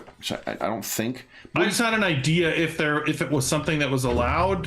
What like you can just do, a narrative thing, I think more what you can do is you can spend raises. That's what you use raises for, is to alter the scene by creating opportunities or dealing with consequences. Okay, yeah. So, okay, here we go. Valru Cross prevents wounds equal to your weaponry, and you choose a maneuver that you know the opponent. So that's only helpful. A maneuver is only something a duelist can do.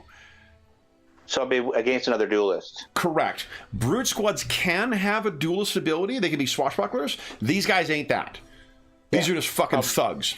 These are thugs, yeah. Yeah. So then we're over time right now. Do you guys want to do one more round of combat, or do you want to call the session here? One more round. Jeff, you're the one who's at the ridiculous. No, I think that we should do one more round just Done. to get the rules out a little more and see what this plays out. Yeah. Do it. Okay, so I'm going to roll. You guys go ahead and roll at your leisure. Pick your approach. If you're doing something new, remember you're getting 1 point of flair and or 1 dice of flair, and Henri, remember to add your 2 from your dramatic wound. And I'll roll from my guys. Oh, I'm cheating already. Madison, quit cheating. Because one of those guys only has 3. Oh! I have no raises for the guy you're fighting, Henri. Oh, wait, I have a shit ton of danger points. Yeah, you don't need to use those, right? Yeah. Sit on them to the next session. Or you know what? I can't spend them to re-roll. I can add 2 dice to a villain's risk, or cause a villain's risk to explode. Yeah. So I'm getting 3 bonus dice. Is that what you're saying, Kev? Like 2 from, or 1 Correct. from flair if I'm doing something different, and 2 from. Oh, whoops! Precisely. Yep, you got it. That's exactly it. Okay, so that one can't do squat, but I've got 1, 2, 3, 4. Oh, wow. Okay, I have 4 risks or 4 raises. Okay, I'm doing this. And let me see here. That's awesome, Dave. Oh, that's pretty good. Okay, too. you guys can see the blue bar on my token now, right? And the number on it? Yeah. 4 of 10, I think it says. Yes. Yeah. And so that way you guys can see what my raises are as well. So you can plan accordingly. That's amazing, Henri. Holy smokes. What was that? 1, 2, 3, 4, 5, 6 with no leftovers? 6 raises with no leftovers for Henri. That is ridiculous. Yeah. Oh, and I have 4 with no leftovers. Holy shit. All right. Yep. We rolled pretty rolls. Henri, you have 6 raises. So you were up first. What would you like to do with your first raise? Well, he was basically fighting. I should. So you know what? I actually should let you see their strength as well, because how much damage do you do with a whatever it is, the basic maneuver, the slash or whatever it's called? Deal a number of wounds equal to your ranks in weaponry. 3. What is the strength of that one brute squad? 3. So can take them out. You could spend a raise to just Yeah, I think it's like. Okay. So with a very quick, that is 1 brute squad dispatched. Congratulations, Henri. You have dispatched your first brute squad. No, they go next. I am spending another raise to... They have raced out the door now. So they are currently... There's two consequences. Cross the bar and out into the yard, or technically how I'd sort of build that up. Tomas, you want to spend a raise? Yeah. And I want to use one of my advantages. Mm-hmm. Which one?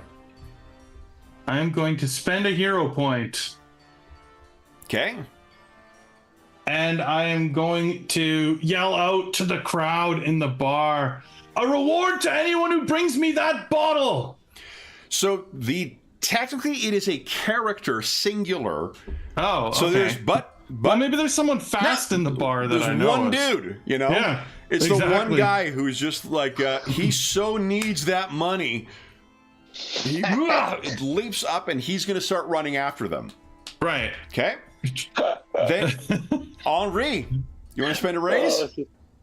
I'm going to spend a raise. And now, if I change what I'm doing, it's going to cost me 2, correct? It'll cost 2 to do something unrelated to whatever you're doing. Yeah. Yeah, because I chose weaponry. Yeah. Weaponry and what? What was your... Was it finesse? Weaponry and finesse, yeah. Okay. So if I choose, like, to go with, like, athletics or something and try and, like, run across the tables or something.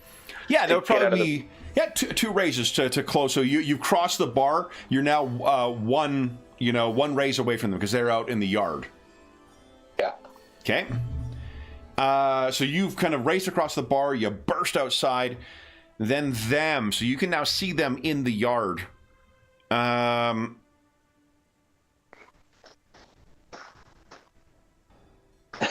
Me and the dude that Thomas inspired. Like, yeah, exactly. So I think what they're doing is they are actually all drawing pistols and are firing back at you. Or maybe crossbows. I don't know. Some kind of thing. Crossbows and pistols. They turn and start firing at you. So the consequence is going to be you'll take 8 wounds. You can spend 1 raise to ignore that. Or someone else can do that for you. Tomas, what are you doing? You want to spend a raise? Yeah, I'll spend a raise to I guess I have to spend 2 because I'm gonna cross the bar too. Okay. So it'll be 2 raises to cross the bar. Yeah. Henri? So I need 1 to dodge.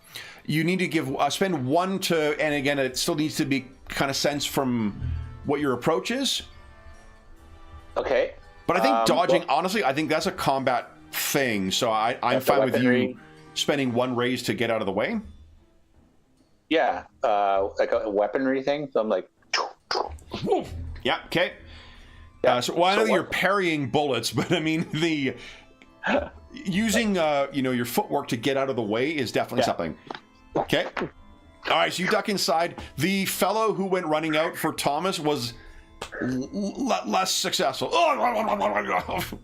riddled with bullets. Riddled with bullets and hits the ground, but the bullets are splintering the musket balls or whatever are splintering the side. They will spend a raise.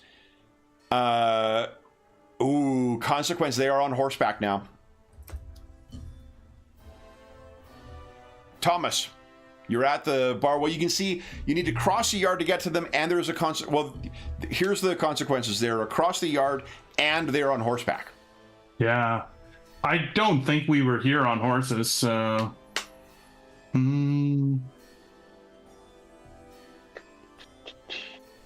Remember, you can always, if you're stumped for something, if there's something you could do that is consistent with your approach that could assist Henri, you could create an opportunity. Or if there's something else to make their next action harder. Yeah. Oh. Right? Because there's also I can't remember what it's called, but it's like an obstruction. So, like, they've only got 1. You can see they've only got 1 left. What you might do, what was your approach again? Convince? Convince, yeah. Why did you shout out, like, don't let those horses go? Right. Yeah, to, like, the stable boy or whatever, yeah. Okay, so it'll cost them 2 to ride out of the yard. Right. So someone is in the way right now. Hold those men. So that's your last raise. Henri, you want to spend a raise? Yeah, I'm going to spend a raise, and I'm going to throw my offhand weapon, my dagger. Yeah. Still a weaponry thing at the guy who's holding the bottle.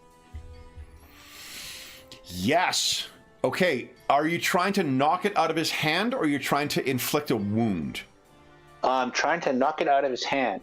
Okay. Or like he's trying to ride a horse. So if I can hit his arm or something and try to make it difficult for him to hold on to. Yeah. I mean, I think here's what you've done is you've created an opportunity for Thomas to grab the bottle. How about? So you've knocked. Oh. Then on their race. Shit. They can't do anything to escape right now. They're going to spend one. Don't let them get it. They're riding their horses in a kind of a circular thing. It'll cost you 2 raises to grab the bottle, to take advantage of that opportunity. And then, Henri, you have 1 raise left. I'll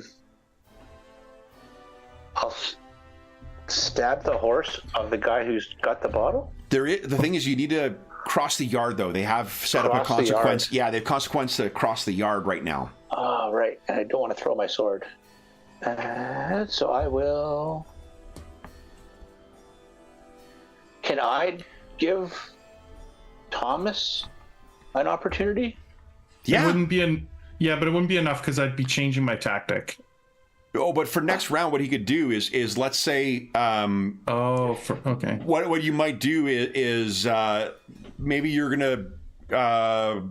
Like they're riding around the yard. Maybe I try to redirect. I move to redirect the guy on the horse so that he's closer to Thomas. Yeah, to create that opening maybe for Thomas, swinging your sword around or something like that. Yeah. Sure. Yeah, okay. So then there we go. So now it is once again one opportunity to do that. Let's just quickly roll. Yeah. Last round here. I have 1, 2, 3 raises.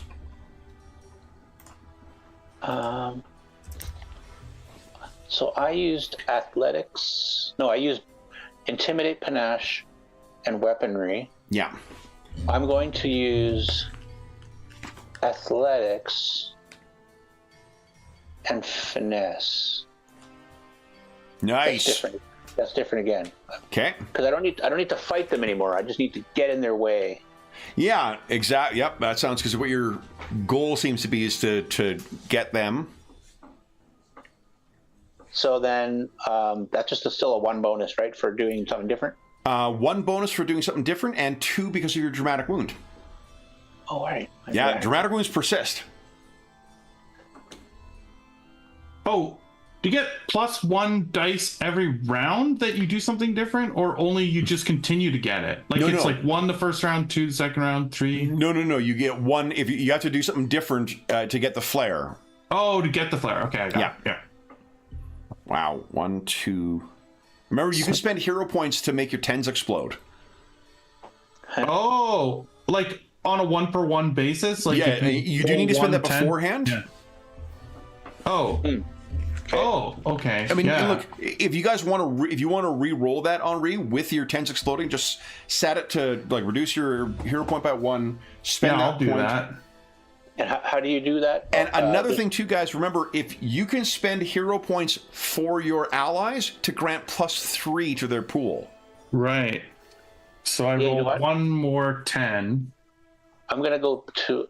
Can you do 2 Okay, hero hold on. point, Dave, hold on. You can spend a hero point after you roll dice to cause them to explode. So that previous roll, if you use 1... Yeah, it looks like you did... I did. You did. So 10, if you want to spend 1 hero point, you could just roll that, re-roll that 10, and then figure out what raises you can get out of it. Ooh, I get 5. You can also spend a hero point to add 1 to your own pool. So I think hero points is going to be a regular flow of stuff in here. Well, how many danger points do I have? Yeah. Oh, we're getting You close. I think you have quite a few still. I got 6 right now. I'm waiting for. Well, because I'm waiting to let it thresh up. Yeah. So I was going to ask, can I spend a hero point to re-roll and give a hero point to Thomas, or is that So you have a maximum of 1 option per round? So the adding dice to the pool has to happen before the dice are rolled. The re-roll of 10s comes after. Once you see you roll a 10, then you can spend a hero point and re-roll and let it explode. Okay. And it's not a re-roll. It's technically not a re-roll. It's exploding. It counts as a separate dice. Okay. So, like for you, I'd spend one hero point to roll that. Because I had 110. Exactly. So I'm going to... And do I put an exclamation mark on it? Yes, because it can explode as well. Look at that. Just like that. So what is that? 1, 2, 3, 4, 5, and 2 leftovers. How many leftovers do you have, Thomas? None. None. Okay. So Yeah. 2 more hero points, Henri. The danger pool is up to 8 now. So I spent 1 hero point and I get 2 back? Correct. No. Okay. Yep. Pretty good deal. And then put in your number of raises. Nice job, guys. Holy smokes. Okay, so what did I have? Yeah, that was a big round. You had 1, 2, 3, 4, 5 raises. 5 raises. You guys have both beaten me. Who would like to go first? Spend a I raise. would like. I'll Yep. spend a race. I have to spend 2 because you set up a complication to knock the bottle out of his hand with the opening that I Henri- did, but then Henri spent his last one to undo that. Oh, to undo it, so it's only He 1. dealt with the consequence with his last action by okay, slashing his perfect. rounder. It only cost you 1 raise to grab the bottle. Yeah, reach out Okay, and grab it from him. nice. Well, so you sock him in the face too, right? Yeah. Basically, I sort of bump him and grab it. Knock him off balance on his horse. I kinda think it thing, would cost to you try and 2 grab it. raises because you're not actively just beating the shit out of him. Right. Okay. But you can spend just 2 to grab it. yeah. You took a brawl risk. Right. Yeah. But he's grabbing the bottle, not grabbing the guy. Right. Right. So Yeah. all right. And Henri, what would you like to do with your raise? So I'm using athletics, and I think what he's going to try and do is, so he sees Thomas get the bottle, and then he tries to scare the horses so that they all bolt. Okay. If here's another, because you maybe want to end the scene here, Yeah. mechanically what you could do is you have to spend an extra 1 because you'd be changing your approach, but you could lunge as a duelist. And you do a number of damage, a number of wounds, equal to your ranks in weaponry plus the raises you spend. And you have to spend all the rest of your raises, meaning you would do 7 points of damage to that 8-point brute squad. Oh. Oh, I see what you're saying. So I could spend all my raises effectively? You would have to spend, that's what a lunge is you blow all of your raises that are left, but it does a lot of damage and it cannot be prevented. That's awesome. That is cool. Yeah, I'll do that. So why don't you give us a badass description of how you take 7 of these guys down, and feel free to take advantage of the horses. I think, well, he doesn't want to hurt the horses, but that doesn't mean he can't jump on the back of one of the horses and skewer the guy and slash his buddies as they're riding by. Okay, nice. So it is absolute chaos as Henri dives into there and takes out 7 of the brute squad. Then they get to spend a raise. I'm going to inflict 1 wound. Their brute strength is now 1. Let me double check something here. I want to make sure it's their current strength. I think that's how it works. Like they I mean, that hit would kind of hard. make sense, right? Like Yeah, now there's one of them left. He would do 1 damage. I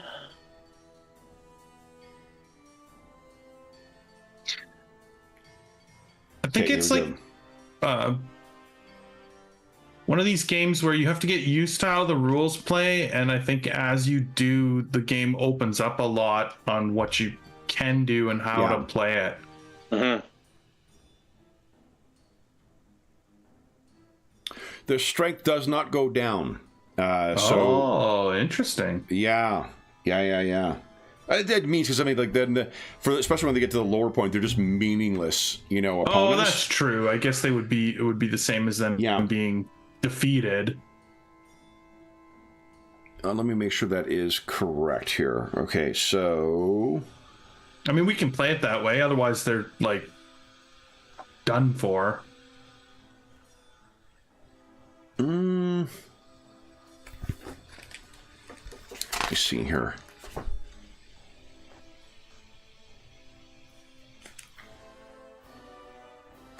So it says they have one stat, strength, determined by the number of individuals in the squad. A squad of 5 soldiers has a strength of 5. A squad of 8 soldiers has 8. 10 is 10. They always roll a number equal to their strength and generates raises as normal. But if you take 7 out, does that mean you take 7? Yeah, that must be the way it.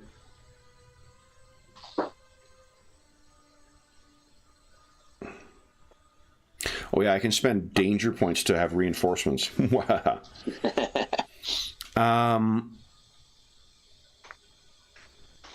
Okay, no, I think it's the way that I had where the brute squad. Its strength is always equal to its number, so as you deplete it, they become less of a threat. Yeah, I mean that also makes sense. Like either way makes sense. One way is like as a game, and the other way is like a reality way. Even as a game, like to continually hit with 8 points, like that's a lot. Oh, that's a lot of damage, right? Otherwise, let's see here.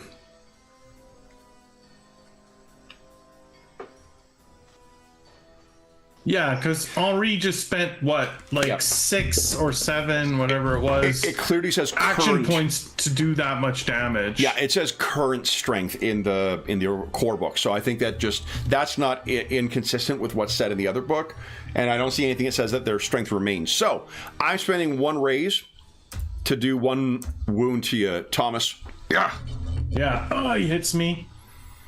Then Thomas, you spend a raise. I'm gonna spend a raise and punch him back. Fuck yeah! So then this is only gonna cost you 1. Do you? Yeah, you only have the extra dice when you're brawling with in a tavern, right? Yeah, that was only if I was using an improvised weapon. And what does it look like as you take the last guy down? Yeah, just probably like a real angry, punch right on the jaw, knocking one of his teeth out. Told you it wasn't worth a tooth. Yeah. So there's 16 unconscious or dying Ison sailors who are all sitting around here. And the question surely, you have 2 points for that last raise, Thomas. Yeah. Who are these guys? Why are they here? I think, why don't we say this? You'll spend the last raise to take an opportunity. You see something tumble out of their one of their lapels when they hit the ground. And by picking up the note and unfolding it, what you can see, these have clearly been instructed by someone to get close and stay close to Thomas Black. They were expecting something to be delivered to you. Right. They were here for this note. Mm-hmm. And that is the cliffhanger we will end our first 7th C session on. So I mean, do you really think this guy's passed out over here? He is fucking listening in to what you guys are doing. Come on. Oh, no shit. All right, then we'll go back here. I think what you guys would get, is one... Oh, no, that did go over. I think it's one advantage, 1 XP. How does it work?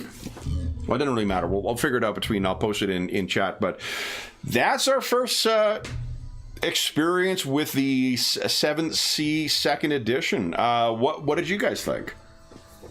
I really liked it. Yeah, I like the ability to tie the narrative in, using the story and not being bound with, I was going to attack. It's like, well, now I'm going to do this actually, and it's just going to cost me an extra raise, and it's, works for what you want to do in the story. Yeah, and I think it really felt like it moved at a good clip too. I think we're just more familiar, to be honest, like for myself, I'm more familiar with running these kinds of like very loose rules games than I was the first time. Yeah. Mm-hmm. Experience with the City of Mist and with Cult in particular. I could see how you could construct some really fucking fun, because dramatic scenes where you're doing kind of skill challenge type things, it's the exact same thing. You're just making use of a bunch of other skills, and you guys are having lots of opportunity to fill in with the narrative and add consequences. It seemed very intuitive, and actually I'll add 2D20 Star Wars or Star Trek to that as well, because like that's the one where you really, that and Act of Cthulhu, where you get to you can spend momentum to add truths to the scene. I know for those listening at home, I know that originates from or inspired by Fate, at least. I really think that helps me understand how to incorporate those mechanics into the story and into the gameplay of like, this just... I'm introducing, here's the narrative thing. They've got some distance. They're on a horse. Both of those are things that you guys need to deal with. And just leave it to you to figure out how narratively you're going to spend your raises to take care of that. Mm-hmm. I like that. That feels like a much... And I agree with you too, Jeff. Like, especially once we have a cheat sheet for the combat maneuvers, I've got the benefit of this thing... sitting in front of me when Dave has a reference sheet with the maneuvers for the duelists, you'll be like going back and forth. And when you are facing duelists of your own too, Henri, where you're exchanging blows and they're parrying and they're riposting and whatnot. I think it's going to be pretty cool. Yeah, it's going to be awesome. Yeah. So, I mean, already, I think that felt much more in the fiction than what I felt it was the last time I tried running this. So that is really fucking cool. Any closing thoughts or comments, guys?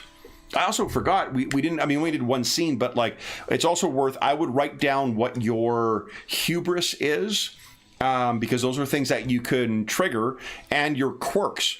Because remember, your quirks are how you guys get hero points as well. I think hero points are expected to flow a lot more freely, or not more freely, but like a lot. But they're really freely when we're playing, because you get them fairly quickly. You got lots of opportunities to generate them. And they counteract the danger level a little bit as it goes up, right? So definitely, yeah. So getting posing and you don't want to fight this. Foolhardy, like I could have drawn my weapon. Yeah. Oh, totally. Yeah. That's which it's something that causes trouble for the other heroes, though. You and another hero, right? So, but I mean, that's something that can happen in a narrative section without even engaging the rules, too, right? Like that's great stuff for wanting to build up that nice big pool of hero points to do re-rolls and to add dice, and especially the mechanic of spending a hero point to add 3 to someone else's pool. That's fucking huge. That's a great teamwork encouraging mechanic. Yeah, I was wondering how we do that, but. Before the roll, you tell someone, I'm going to spend a hero point. You get 3 extra. Oh, okay. That's good to know. Yeah. Cool. So, awesome. Any final thoughts before I launch into our outro? Man, I don't know what I did to my neck, but my fucking neck is killing me tonight. Oh, mine's been sore lately, too. I have no golfing to blame for mine, though. Yeah, no, So, you don't swing your golf clubs around. Yeah. I'm going off tomorrow, so I'll complain to you guys later. Sounds good. All right, then. Well, then, for those listening at home, thank you so much for joining us for our return to 7th Sea. That was even better. I was hoping it was going to be a good time, guys. That was even better. These are really fucking cool characters you guys have come up with, and that scene felt really fun, and you can see how it could go on or complicate if I spent a danger point and add another group of thugs who are coming out to tackle you guys or take you hostage or whatever. Right. Yeah. Right. Like that's I need to beat you down first in order to make you helpless. But right, or maybe the leader of whoever that little crew was. He is someone may be lurking around. Lurking in the shadows. Yeah, exactly. You think it's the last time someone's going to want to get your uncle's map? I mean, no, yeah. Really not.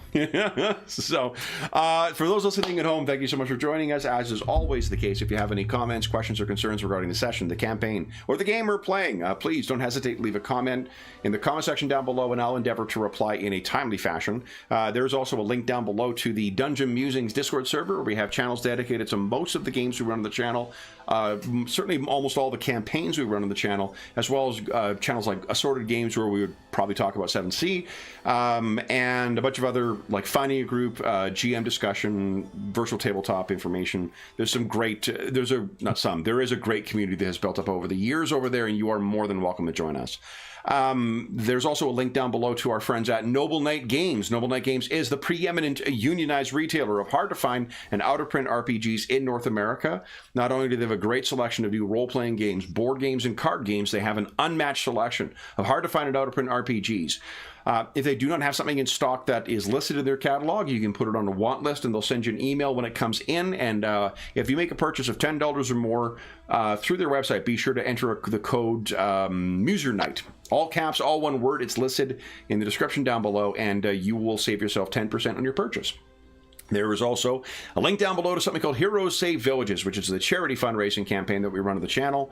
It benefits the SOS Children's Villages International Charity, a really incredible organization active in over 130 countries, benefiting over 80,000 orphan and abandoned children, and all donations through that link go directly to them.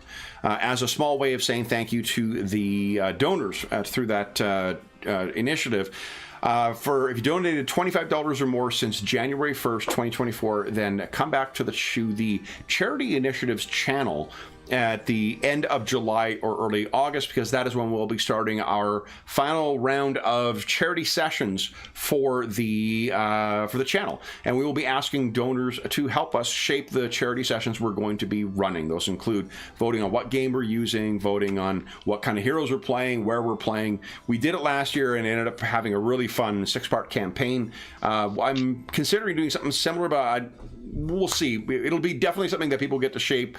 I definitely have I think a fun idea that will really appeal to the folks with some eyes on the classics. I think I'll put it that way for now. But you're going to learn all more about that at the end of July. And again, all donations through that link go directly to SOS Children's Villages International. None of it comes to the channel or any other middleman. It just goes to help out those kids. The last thing I will say is a huge thank you to our stalwart Thayan heroes. This was a last-minute impulse addition, not only to suggest that you do something different from Skyrim, but also to include 7C, and I am glad I did. Thank you so much to Dave and Jeffrey for making such really fucking cool characters and having such a fun scene. Thanks, man. That was a lot of fun. So then we will be back on the back in Thea, I guess, and I'll find out where in the where in the pirate havens that you guys are currently drinking. But until we see you again, for those listening at home, stay safe, stay healthy, and happy gaming. See ya.